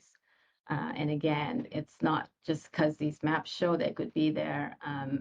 There's no confirmation that they're actually in fact there, or they're in quantities that would be economical to mine. So the specific areas that we're targeting is American Samoa and the Commonwealth of the Northern Marianas Islands. So the US territories. Those are the two areas where we have focused on for seabed minerals and conducting a leasing process. Next slide, please.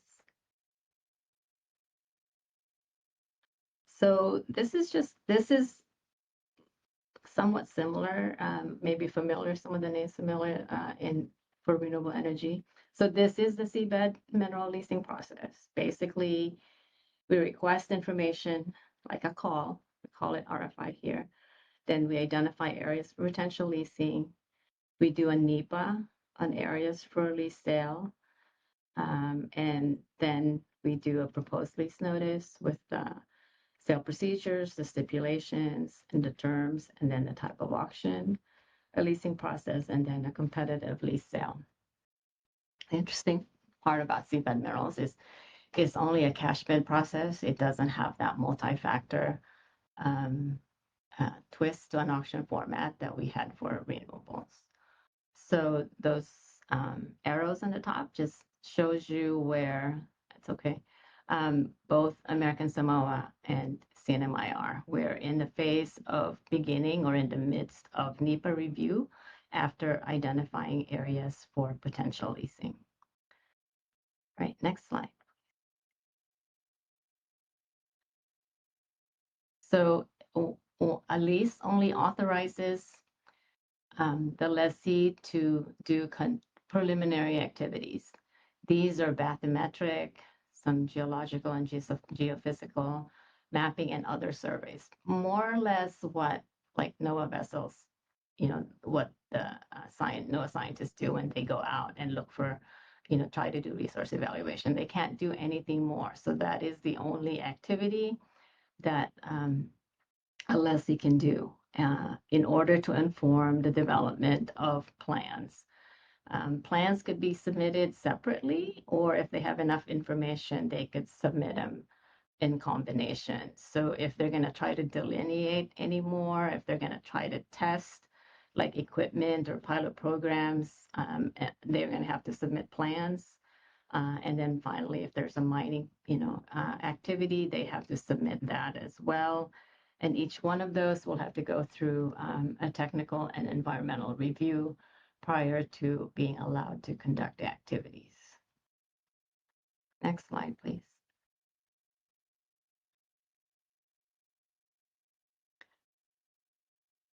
So this is where we are with American Samoa and CNMI. We have identified areas on which environmental assessment for possible leasing is underway. On the left is the CNMI, the Commonwealth of the Northern Marianas Islands. You can see the area in the light gray or blue. The interest really is polymetallic nodules, but I will say that the RFI went out with less area. This area ID, because of the information we received in the RFI, expanded the areas to include other areas that industry suggested may be of interest for leasing. And so there was the expansion of the areas for both. We had initially focused on polymetallic nodules, but for CNMI, there was interest for sulfides. So that area on the west, just above the word Guam, potential for sulfides. And then for American Samoa, some of the area below the words Rose Atoll are prospective for crust. They're large areas, and the regulations acknowledge that because we don't really know where the areas are. And so, there are provisions for contracting the leases, but, the leases are intended to be large, more along the lines to provide enough for exploration. And I think, I might have another slide, Carrie. So just things to look out for on the California oil and gas. The next one is the area, and this is on the leasing process, not the, so let me go back on the national program, the proposed program. The next step is the proposed program or the second analysis. On the leasing, that is the next step is area identification and then continuing to work on the programmatic EIS. And just for minerals in the Pacific territories, continuing the environmental assessment of those areas, and the next leasing step is a proposed lease notice. And of course, we have a studies program that continues to collect as much information and data to inform our future leasing decisions. And I believe that is all I have. Yes. Great. So are there any more questions? Or? Yeah, thanks, Nessie. I shockingly, I know, have a couple of questions. Appreciate your overview of what's happening in American Samoa and CNMI. I also, memory serves correct, wasn't there an RFI published for mineral activity, I think somewhere off Alaska. I think it's north of Alaska, yes. But that RFI was published a while ago? It is this year that they published that. They're still going through the comments for the RFI, but there's an RFI for Alaska.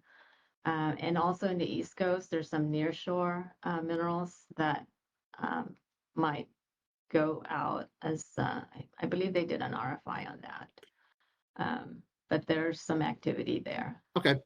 As well on the East Coast. So I guess it's safe to assume that a process that could unfold off the West Coast would mirror what we've seen both, the RFI would be substantially similar to what was done off Alaska or the East Coast, and then through the area ID process, like off American Samoa and CNMI, it would follow that, or I guess my real question is that did the recent guidance from CEQ with regard to NEPA provide a basis for changing that approach? No, I mean, my understanding is that, these aren't,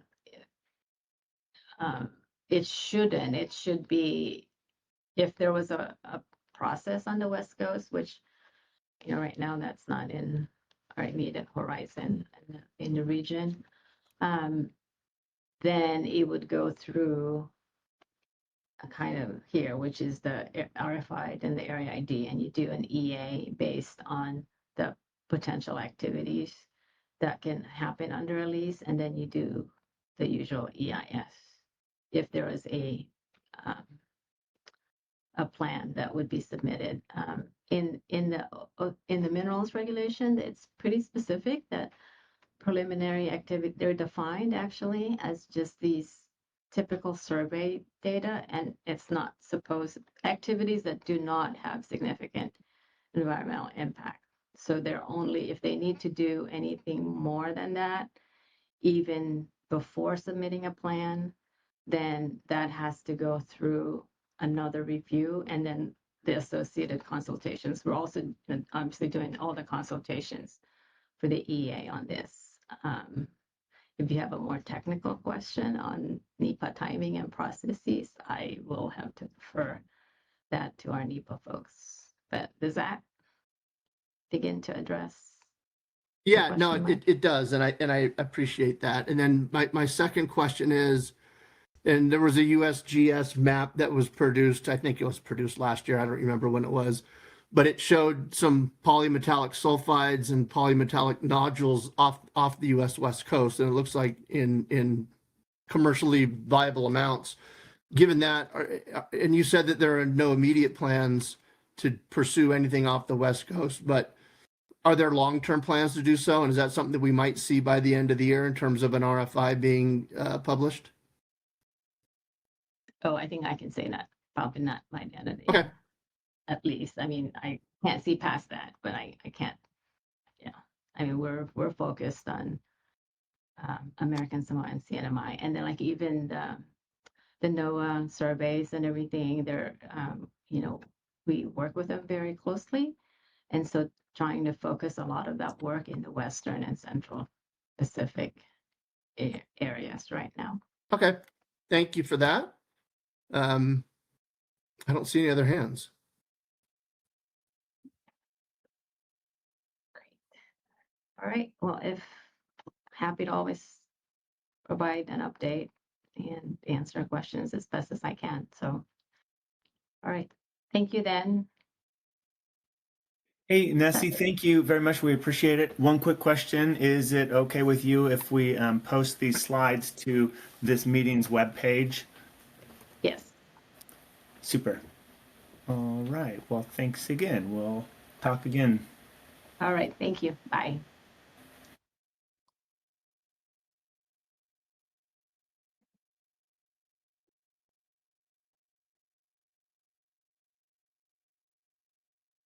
All right.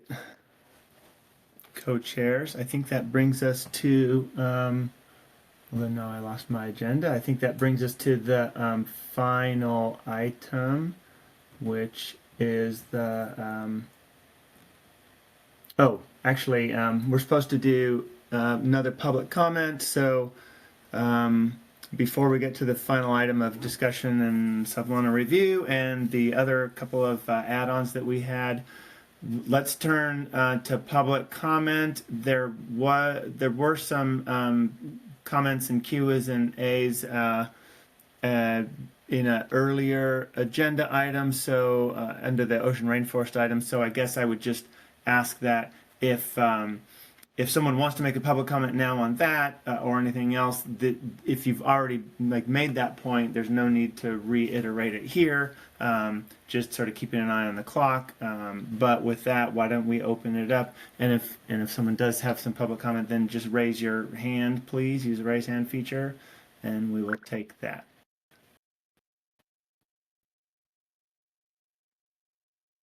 Okay, I don't see any. So with the co-chair's permission, I think now we can turn to the PACFEM item, and and then Jessica also wanted to maybe if there's anything else to add about the letter template, and it seems like there was one other potential item, but and I also saw that we have Dr. Lisa Pfeiffer online. So why don't we go ahead and Oh, turn to if Lisa's on, she should definitely give this. she was earlier. Can you allow me to share my screen at least? Yes, I Um, will do that right now. Thank you, Thank Jessica. you. All right. Well, yes, and I'll just start by saying, first and foremost, I am not an expert in PACFM. That would be Dr. Lisa Pfeiffer, but was asked to kind of give a little bit of an overview, really quick, just introducing everyone to PACFM, which is now live, which we've been waiting for, I feel like, for years. So this is such an exciting time. Can you all see the website that's Yes, we being can see it, and I also see that perfect? looks like Lisa is not with us anymore, unfortunately. But Okay. anyway, go right ahead. Yeah, so I'm going to walk you through and then I'll post in the chat the link to this. I think the story map is really useful for PACFM because it kind of outlines all the components that went into it. And really, this is like a huge collaborative effort between the science centers and the states for data looking at spatial representation of fisheries effort and revenue, ex-vessel revenue. So it first starts with a bit of the goals and walks through those, but I think what's really interesting is just to have a good idea of what data sources were used and how they were used. And so that's a really important part, thinking about, not only is this landing records, trip and catch records from logbooks, there's observer records where available and appropriate, there's electronic monitoring data and VMS systems, as well as cost earning surveys. So where these data sets are available, they're all being used in conjunction to try and get the best possible picture of where the fisheries are operating. And all of this is put onto a grid along the West Coast. And you can see here, there's larger and smaller block groups, and that's dependent on confidentiality for this public dashboard. So the 1 minute resolution is kind of the base, or the 1 nautical mile. But then there's also additional sub blocks of 4 grids or other types of different blocking groups that kind of really help get at reducing confidentiality so we can get to that non-confidential summaries and present that. There's a little bit more information on how the data integration was used across those different data sources that I mentioned. So you can kind of dive into that a bit and how they were fused together. So I think this is multi-source fishing tickets. This kind of schematic I think is really useful to see, where a vessel is operating and what different components were looked at when pulling together all of these different VMS as well as logbook data or observer data set and haulback locations to try and get it like the best, again, possible picture of operations. All of that is then converted into summaries by grid cell for effort, revenue, weight, and then looked at both at landing ports as well as the fisheries themselves. And then that brings us to kind of an overview of the different components of the dashboard. So this is also a really useful schematic that kind of walks you through all of the different components of like what the fishery footprints are looking at, what then is being displayed in some of the graphs and summaries on the right of the dashboard, and then on the left where you can do some filtering, as well as where you can apply some of these spatial areas to look at components of how things are moving through that. And then at the very bottom, it talks a little bit more about how you can look at it at a different port level. So in this example, they're looking at pink shrimp across the different years, but also looking at, landings to different ports. This kind of gets at some of the questions we've had previously with regards to coastal community impacts. And then again, it talks about the confidentiality and really making sure that, all of the information included is meeting those confidentiality requirements of 3+ vessels. And then it goes into here is where you can actually start opening up the different fisheries that are currently developed. So that's albacore, Dungeness crab for Washington and Oregon, fixed gear, groundfish trawl, market squid, pink shrimp, at-sea whiting, and shoreside whiting. And so if we were going to the albacore, because I have my HMS hat on for that one. This is what the dashboard looks like. And you can see here, like I was mentioning on the left, are all of the years that you can filter. So you can select which years you're interested in. That will then change all of the summary statistics that are being portrayed as well as the map. So you can look with no filter, kind of gives you all the years 2016 through 24, or you can look at all the different years in isolation. The other thing you can do is you can also filter by some of the lease areas, which, as you all remember, this was originally developed for offshore wind development. So these are some of the lease blocks. But as you can see, like, again, there's confidentiality. So like, you know, maybe there's no effort or maybe there's not enough to actually be displayed. So you can start clicking through and seeing what that looks like for each of the fisheries, depending on the areas. So as you can see, is if we start moving down into the lease areas, we can start seeing different summaries pop up depending on how much areas we're putting together. So, and that's kind of showing in the fishery revenue, fishing weight, and then also there's always this data modeling documentation that'll kind of step you through again some of that data. Within the maps, you can look at to see what the footprint of the fishery is versus the summary grids and what the leases are. So that kind of shows you your layers that you can select in between. And then there's this refresh button at the bottom that kind of takes you back up to the top and brings it back forward. So, and then if you highlight over each one of the bars, this was also kind of nice. It actually gives you the year, but also the exact number. So you're not having to kind of squint your eyes and say, oh, that's roughly 16.7 million. You can just see that that's there by touching the bars on the chart. So that's as much detail as I was going to go through, but happy to answer questions. Really, I was just hoping, I think it's really useful for people to be using this tool and trying to think about other ways that these summaries can be useful in other management and policy decisions, and just really excited to see it in its fruition. I've been waiting a long time. I don't know about others, but I've been waiting a long time for this. And then the goal is to have on the back end, there'll also be a version of PACFEM for state fishery managers and federal fishery managers that can look at the data as a whole.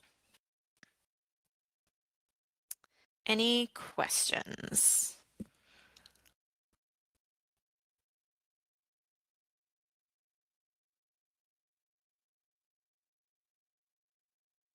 All right. I have a question if no one else is. I thought some others might jump in, so I'll jump in. Thanks for the overview. And I'm glad that you mentioned the port filter, because in my, sort of quick look through, I didn't find the way to select for specific ports, which I think was, one of the important elements. Mm-hmm. And I think that that's kind of, I mean, this is where I think it would be great to have Lisa here because I also had some questions. I think anytime you don't find something, I think we should be responding back to PACFEM developers of like, hey, this isn't working. When is this coming online? Because also like there's this tool in the corner that allows you to like select your own area. And then I believe that's supposed to change things, but I haven't got that to work yet. But again, I haven't dived deep into it as well. So I do think that there are some components that may need a little bit of beta testing. Got it. That did work for me when I tried it to draw the polygon around a certain area. It's just me then. No, I don't know, then the other question, if is there a plan to add more fisheries to the database? Because right now it doesn't, it has some state fisheries and some federal, but it's not, across the board. Yeah, there's the list that we have right now.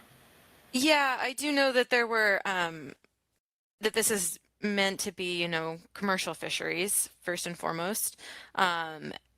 And that there could be potential to add new fisheries. I know some fisheries, needed a little bit more development, but I don't have any input on timeline or which fisheries are next in the queue because I'm not a part of that process. So sorry, can't add any additional info there.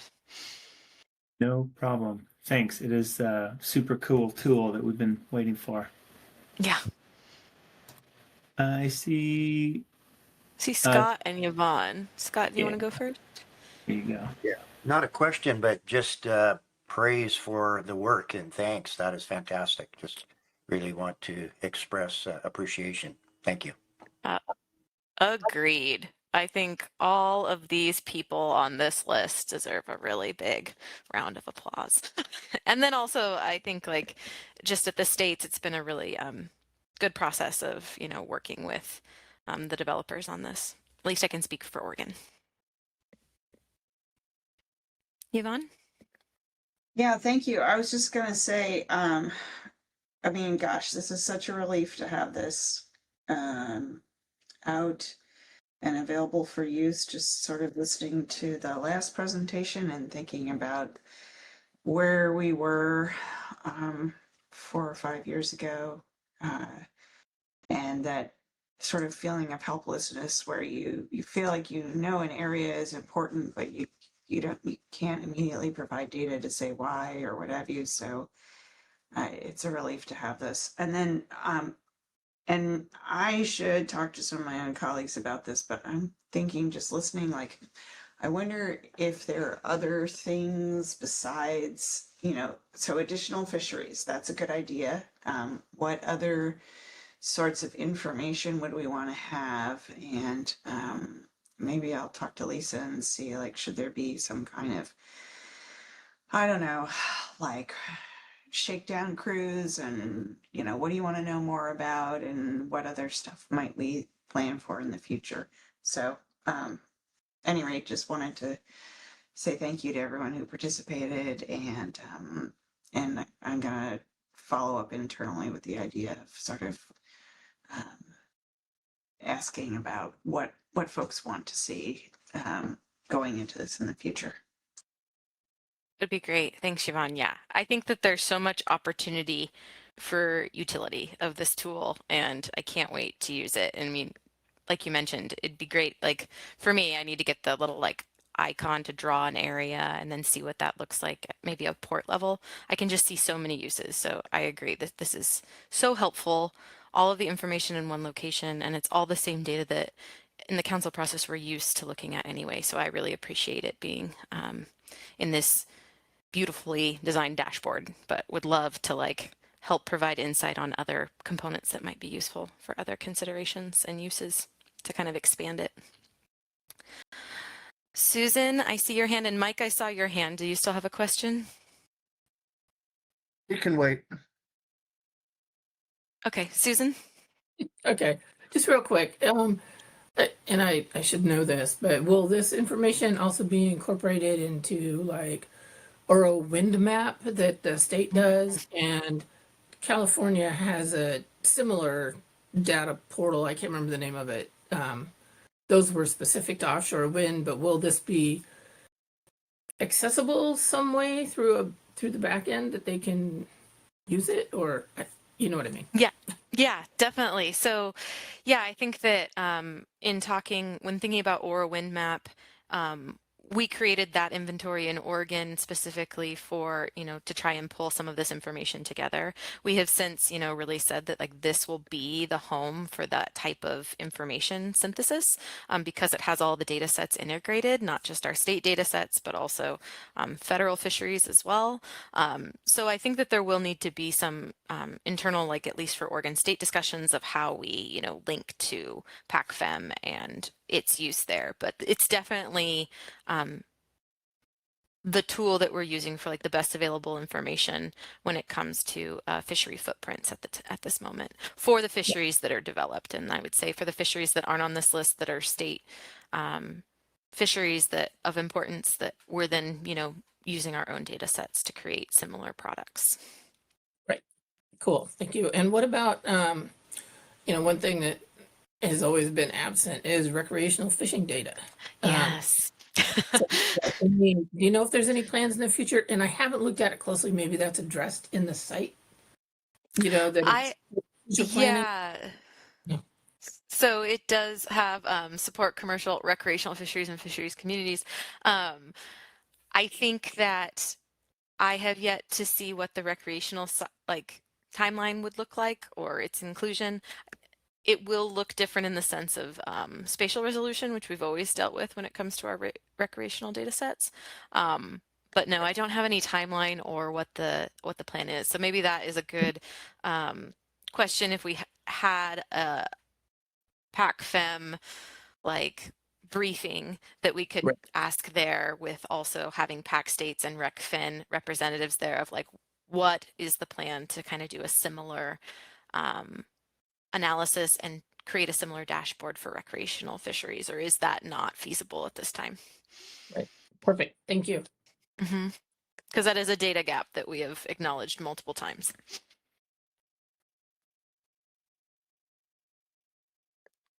Arlene, I see your hand's up. Any other questions? Yeah, Arlene's got her hand up. Oh, go ahead, Arlene.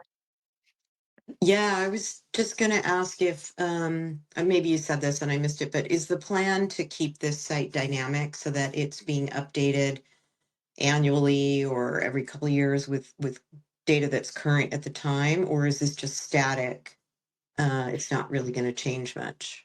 No, my understanding is that it's meant to be dynamic. I believe that part of the process for development was, a lot of thought around how to create these summaries and the data sets used for those, and creating the tools and processes to go into that.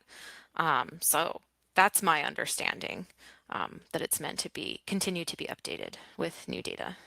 Now, the timing of like what that looks like, if we look at like the albacore data set, we're still looking back at 2024. So, when a 2025 update would go into here, I'm unsure. Right. And then just another question, given, the future of offshore minerals mining, would it be beneficial, if possible, if it's even possible, to add data for other HMS species into this? I am unclear. Yeah. Yeah, you may not know the answer, but I guess that's something to consider, like given how far offshore, those activities are now, is it possible to add that? And would it be in, the council's best interest to add that? Well, when this started too in PAC states, Hawaii wasn't a member yet. And now that Hawaii and Pacific Islands are a member, I'm just unclear of what that would look like of expansion. Mm-hmm. And I guess we'll see. To jump in and offer an opinion on Arlene's question, if we only go back to 2016, that coincides with heavy restrictions on the bluefin fishery. So if we can go back further than that to where there was actual purse seine activity, it may be useful. In recent years, it's primarily all going to be within the bight, and it's all going to be relatively close to shore. Given the maps that we've seen, it doesn't look as if there is too much mineral deposits that are close to shore. But with additional EFPs that are coming online for HMS, whether it be snap gear or other types, we're likely to see those activities take place further offshore. So as future iterations of this product come online, it definitely would be informative, in my opinion. Yeah, and right now you can see it's really just the albacore fishery for HMS. It's not really even looking at bluefin or swordfish. All good questions. All I think would be really useful to ask the developers. Well, and it's also a great tool for, the MPC and the Habitat Committee when we're developing comments on federal actions, and we want to be able to say, what the status of the fishery is and has been over at least the past several years. So besides just pointing to it, it could also be a source for developing comments.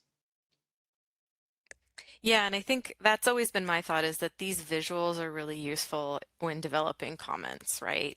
To not only share a link to the data set, but then also provide these maps and visuals. That was a huge component of what we were working with when we were doing the leasing and draft WIAs off of Oregon. So I see a lot of usefulness in this. Yeah. And consistent metrics and mapping across fisheries. So, okay. Well, thanks all. I think, again, really appreciate all of the work that went into this. It definitely wasn't me. So I just want to give full accolades to everyone who spent a really long time working on this development. And it's really great to have it here. And hopefully we can get some more discussion on potential iterations and clarifications on what's coming when and timelines. That would be great. Awesome. Thank you. We have a few more minutes. I don't know if anyone has a hard stop at 12, but we do have a few more things that we need to cover. So I guess let me ask for MPC members, are there any of you that have a hard stop at noon and we're going to lose you because we need to talk about like the report, development, and due date, and there were still a couple other things out there. So anyone on the MPC, can you guys stick around for a few minutes after 12 or do you have to depart? Okay. I'm seeing no one's saying that they have a hard stop. So if you would like, well, I'll look to the chairs here. Do you want to have Jessica and or Arlene just do a quick summary of the template letter? You already mentioned it once, but we could do that and then talk about future planning and report development. How does that sound? Perfect. Great. Well, I already mentioned kind of an overview. It was the development of this letter really just came from hearing some council discussions around how to have a quick response that includes Habitat Committee and MPC comments in more of like a very broad format that just kind of highlights the council's authority and its concerns over an action to really kind of feed into this idea that like we may not have time to have such quick turnarounds that have been coming, as Arlene kind of had talked about in her questions to Nessie. So Arlene, do you want to give just a really quick overview? And then I think our goal is like wanting feedback from both the Habitat Committee and the MPC, and then to get guidance from you, Carrie, probably on when's the most appropriate time, or when would this be coming in front of the council as a potential proposal? And do we need to have more discussion on it, or is it just a revision and then a submittal for consideration? So maybe Arlene, Sure. can you just speak really quickly to like the overview? Yeah, I can do that. Yeah, and so this came out because just quickly, Carrie brought this up to the Habitat Committee under the, whatever that agenda item was. It was across FMP or an admin agenda item. That was sort of around efficiencies within FMPs, but, this took a little bit different tack with the Habitat Committee. So it was a discussion about trying to maybe streamline some of the comments or figure out how we can respond in this quick response turnaround process with the current administration. And so I just, kind of thought about that idea for a while and decided, well, we've done enough letters over the many, many years. We can probably just come up with the language that can be template language. And like boilerplate, pretty much the council's authorities, and kind of start out the letter just with a very basic general statement about how we feel about the action, which would be filled in based on the action. And, just a general statement about concerns, ecosystem concerns.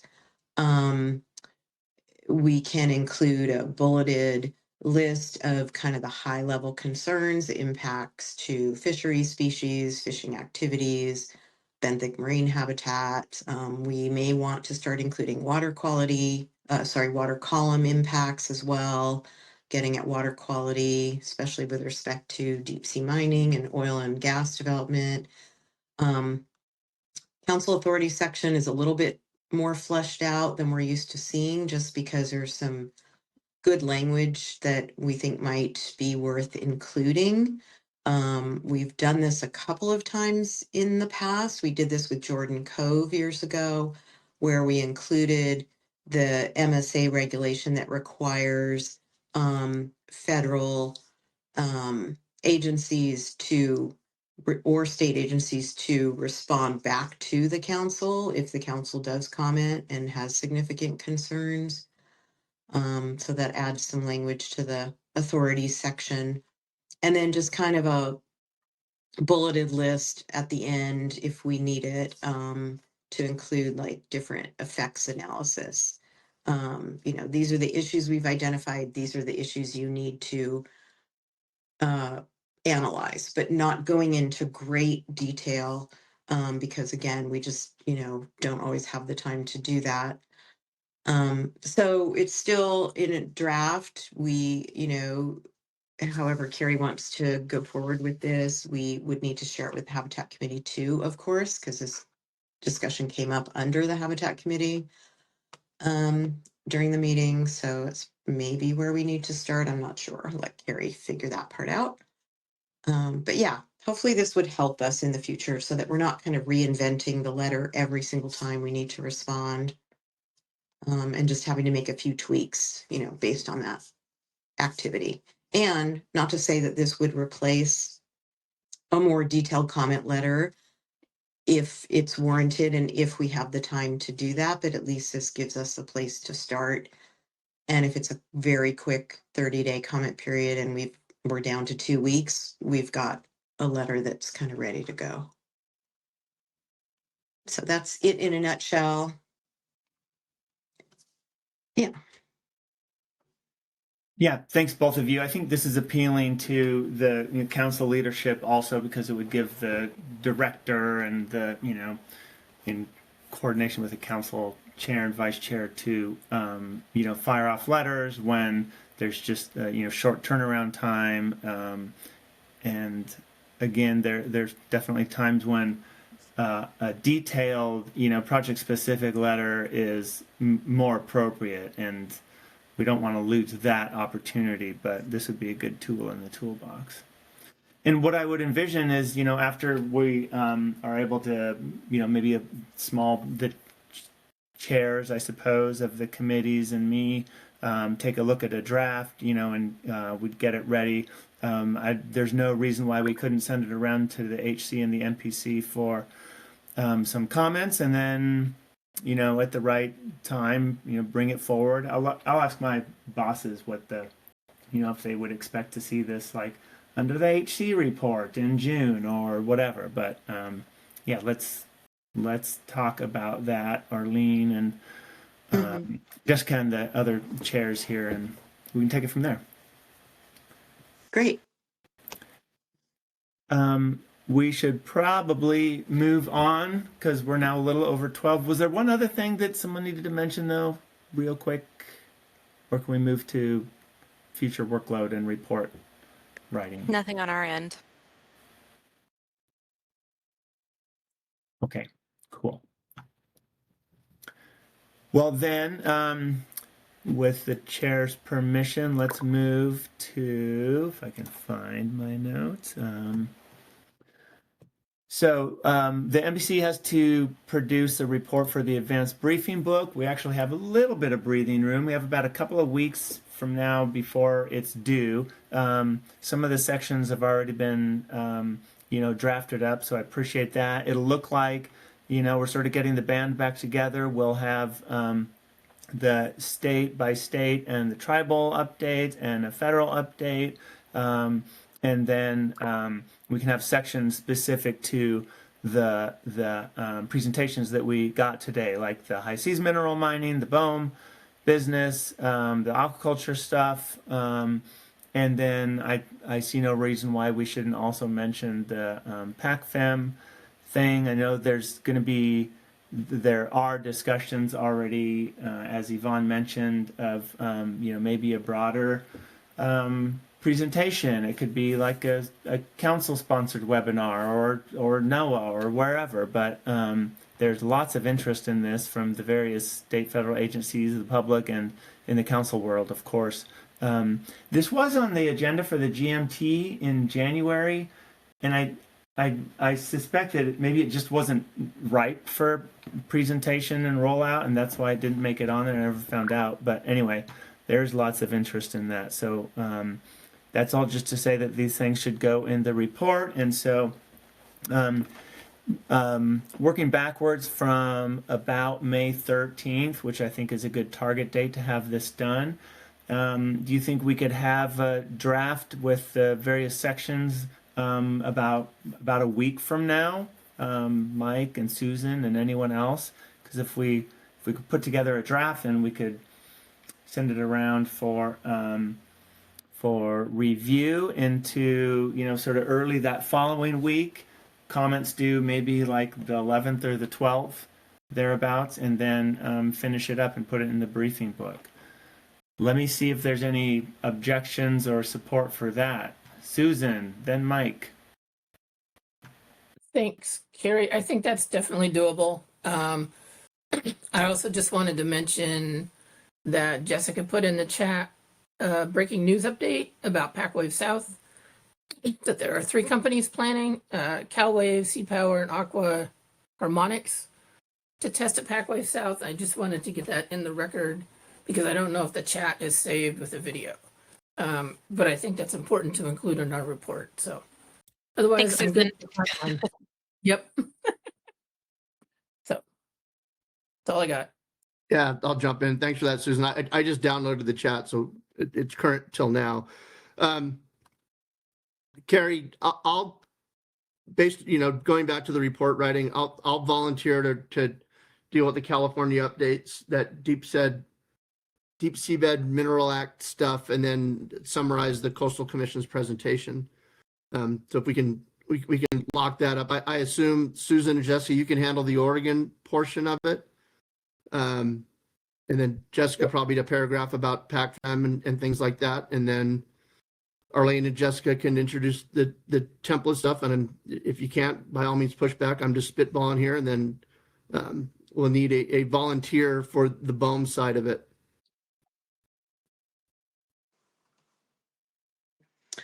Oh, I should raise my hand. Sorry. No worries. You're amongst friends. Yeah, I don't know if we're ready to comment on the template letter, Carrie, because we haven't even let the Habitat Committee know that we're working on this. So I don't know if it should go in the letter or not. But probably. Well, I think it's fine to mention it.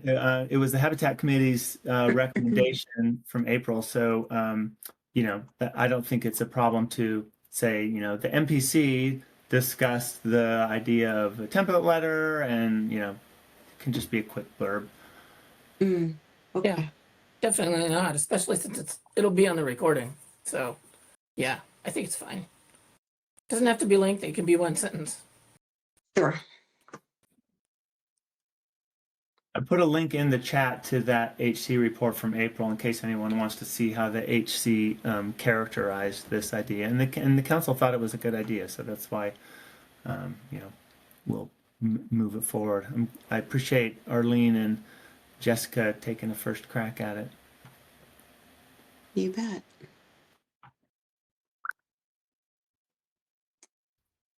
That timeline works for me on helping with Oregon updates, and I can write up a little blurb about PacFem. And I guess just my one question to the group is, it seems like I would want to highlight that this group discussed it would be great to have PacFem developers provide a briefing so we could ask additional questions. Great. Just highlighting the fact that I am not that. And so I think more authority there will give us better answers. Yeah, no problem. Carrie?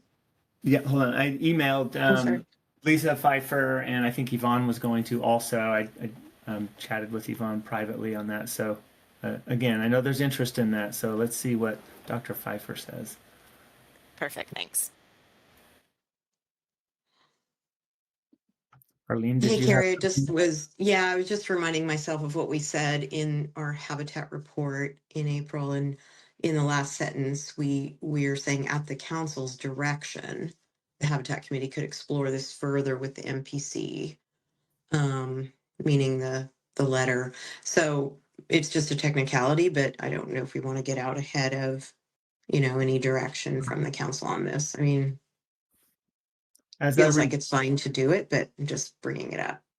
If I'm recalling correctly, there was council direction in their discussion on that special project agenda item. So I'm pretty sure that we have that the direction. Oh, okay. I don't recall hearing that when I listened to it. But okay. Fine with We me. can go back and verify, Arlene, in the transcripts. It was a long agenda item, so I'm sure there were lots of components.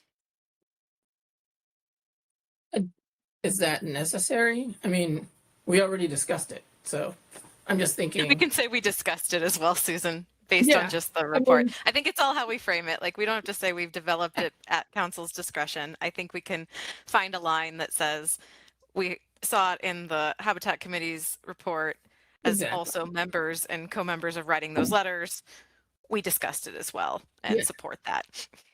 Yep, there you Yeah, go. and I don't mean to say, I just meant the draft letter itself. I mean, it's certainly, I agree, we can articulate that we, discuss this and that there's been some, initial work on a draft template, but that hasn't been circulated yet or something like that. Yeah, exactly. You and Jessica can come up with something short and sweet. I think we're good. Yeah. Yeah. Hey Carrie, would it be appropriate to put in a comment on future workload, saying something about a PACFEM webinar or something, or is that too early? I don't know. I'd kind of rather just let that work its way outside this. I thought you were going to say something else, which is maybe what you're going to say next, which is, should the MPC recommend putting marine planning on future council agendas? Well, I'll jump in on this, Carrie. You and I had this conversation. I think going a year and a half functionally without meeting is far too long. And I think we got, I don't want to say caught with our pants down on a number of issues, but we got caught with our pants down on a number of issues. I think if we can schedule check-ins and just, see if the council has any interest in setting aside our ability to meet and report to not necessarily meet in person, right? But report back to the council on things that are marine planning related. There's obviously interest in it. I think when you and I talked, we said June, November, and March. If we can ask for that and include something like that in a request to the council under future workload planning. Yeah, that's what we batted around. Instead of the MPC had been doing every single meeting and putting in a report in the advanced briefing book, and that was at the council's direction. And so when we were chatting about this the other day, we thought, well, maybe we could suggest like twice a year or 3 times a year. And yeah, I think we thought that like June, November, and March might be a good sort of cadence to provide the council regular updates. And if they say, no, that's too much, we don't have enough time on the agendas, then they could say, all right, June or November or something like that. But I guess what's the appetite for the rest of the MPC for making that recommendation? And so I think, correct me if I'm wrong, Mike and Susan, but the recommendation would be put marine planning on the agendas regularly scheduled for something like June, November, and March, and along with that, of course, is the MPC would have a webinar and put a report in the advanced briefing book. Does everyone like that idea?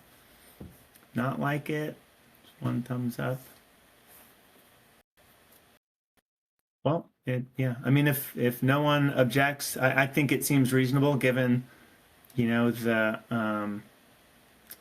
ocean development, activities that are happening right now. So I guess we'll take that as a green light, Mike. Yeah, and Carrie, do you mind if I just share my screen for just a sec?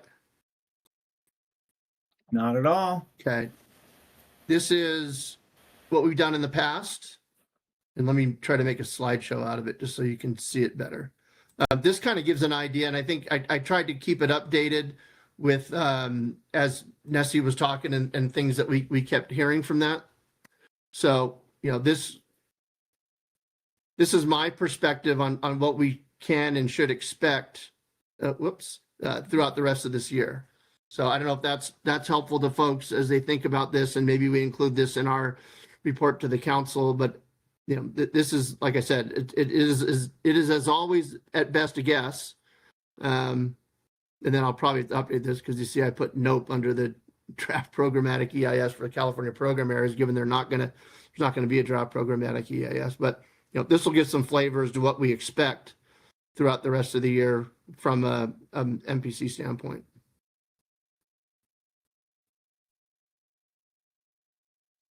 I like it. Okay.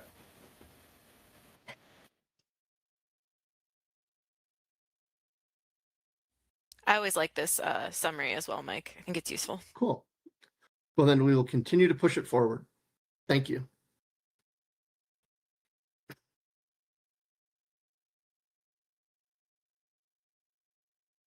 Awesome. Does that bring us to the end of the meeting? Was there anything else we need to cover? Can you confirm, Carrie, the dates that you want the draft MPC report sections to you? Was it a week from today? Yeah, let's do that if that's all right with you guys. Week from today, everyone submit their draft sections. Times New Roman, fully justified, 12-point font, single line, and then it'll be really easy to plop into a draft that we can then send, turn back around on Friday, and then ask for comments by, like the next Tuesday or Wednesday. Does that give everyone enough time? I mean, it's pretty much informational. There's nothing like controversial here, so we should be able to knock this out pretty efficiently. Agreed. And when is the advanced briefing book deadline? Well, a good placeholder is the 13th. There might be there might be a little wiggle room after that, but we should shoot for the 13th. So, and I'm assuming that we would want a future workload statement from the MPC to be included in the advanced briefing before, or submitted before the advanced briefing book deadline? Or do we not really care about that timeline and we can do it? Well, I guess I was thinking that could just be part of the MPC report, recommending the, future cadence for meetings. But we could also put it in a separate, future workload planning report. As long as it's in one or the other, like it'll get captured, Kelly Ames and the staff, like we capture these things, and she puts them in the, this ongoing document. But we could do both, whatever you guys think. Arlene thinks something. I see her hand up. Yeah, sorry, I think I missed what you said, Carrie. You wanted our little write-ups to be sent.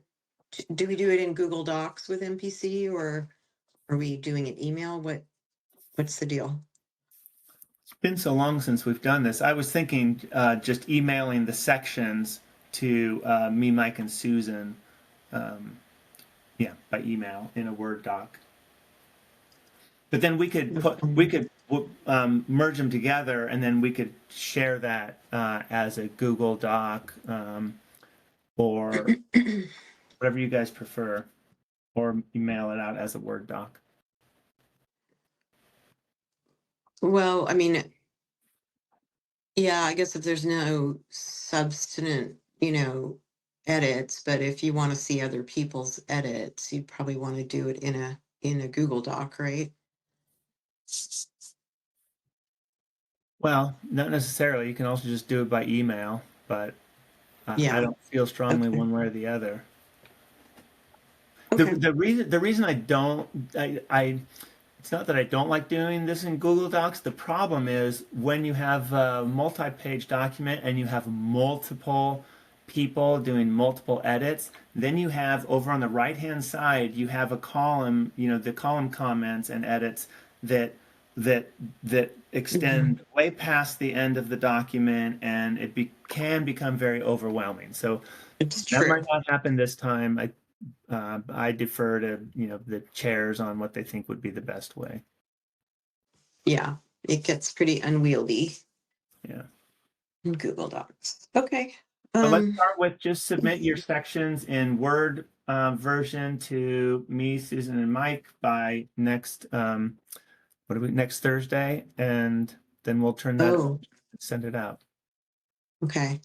I will be gone. I'll work with Jessica on just a quick blurb about the letter. Sounds good, Arlene. All right.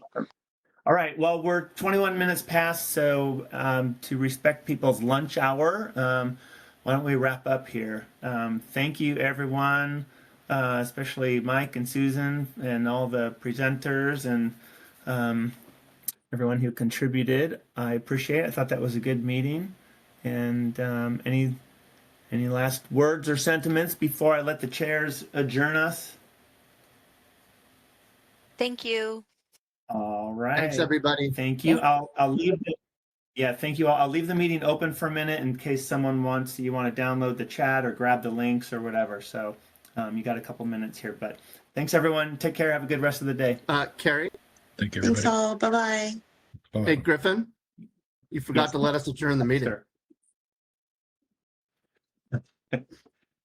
I thought it was a silent adjournment. Got it. Okay, do it. Adjourn. Susan? We're adjourned. Oh, Yay. What? Arlene, is that a legacy stop hand or a the new rec- hand? Oh, it's legacy. Bye for now. Hanging up. Bye all.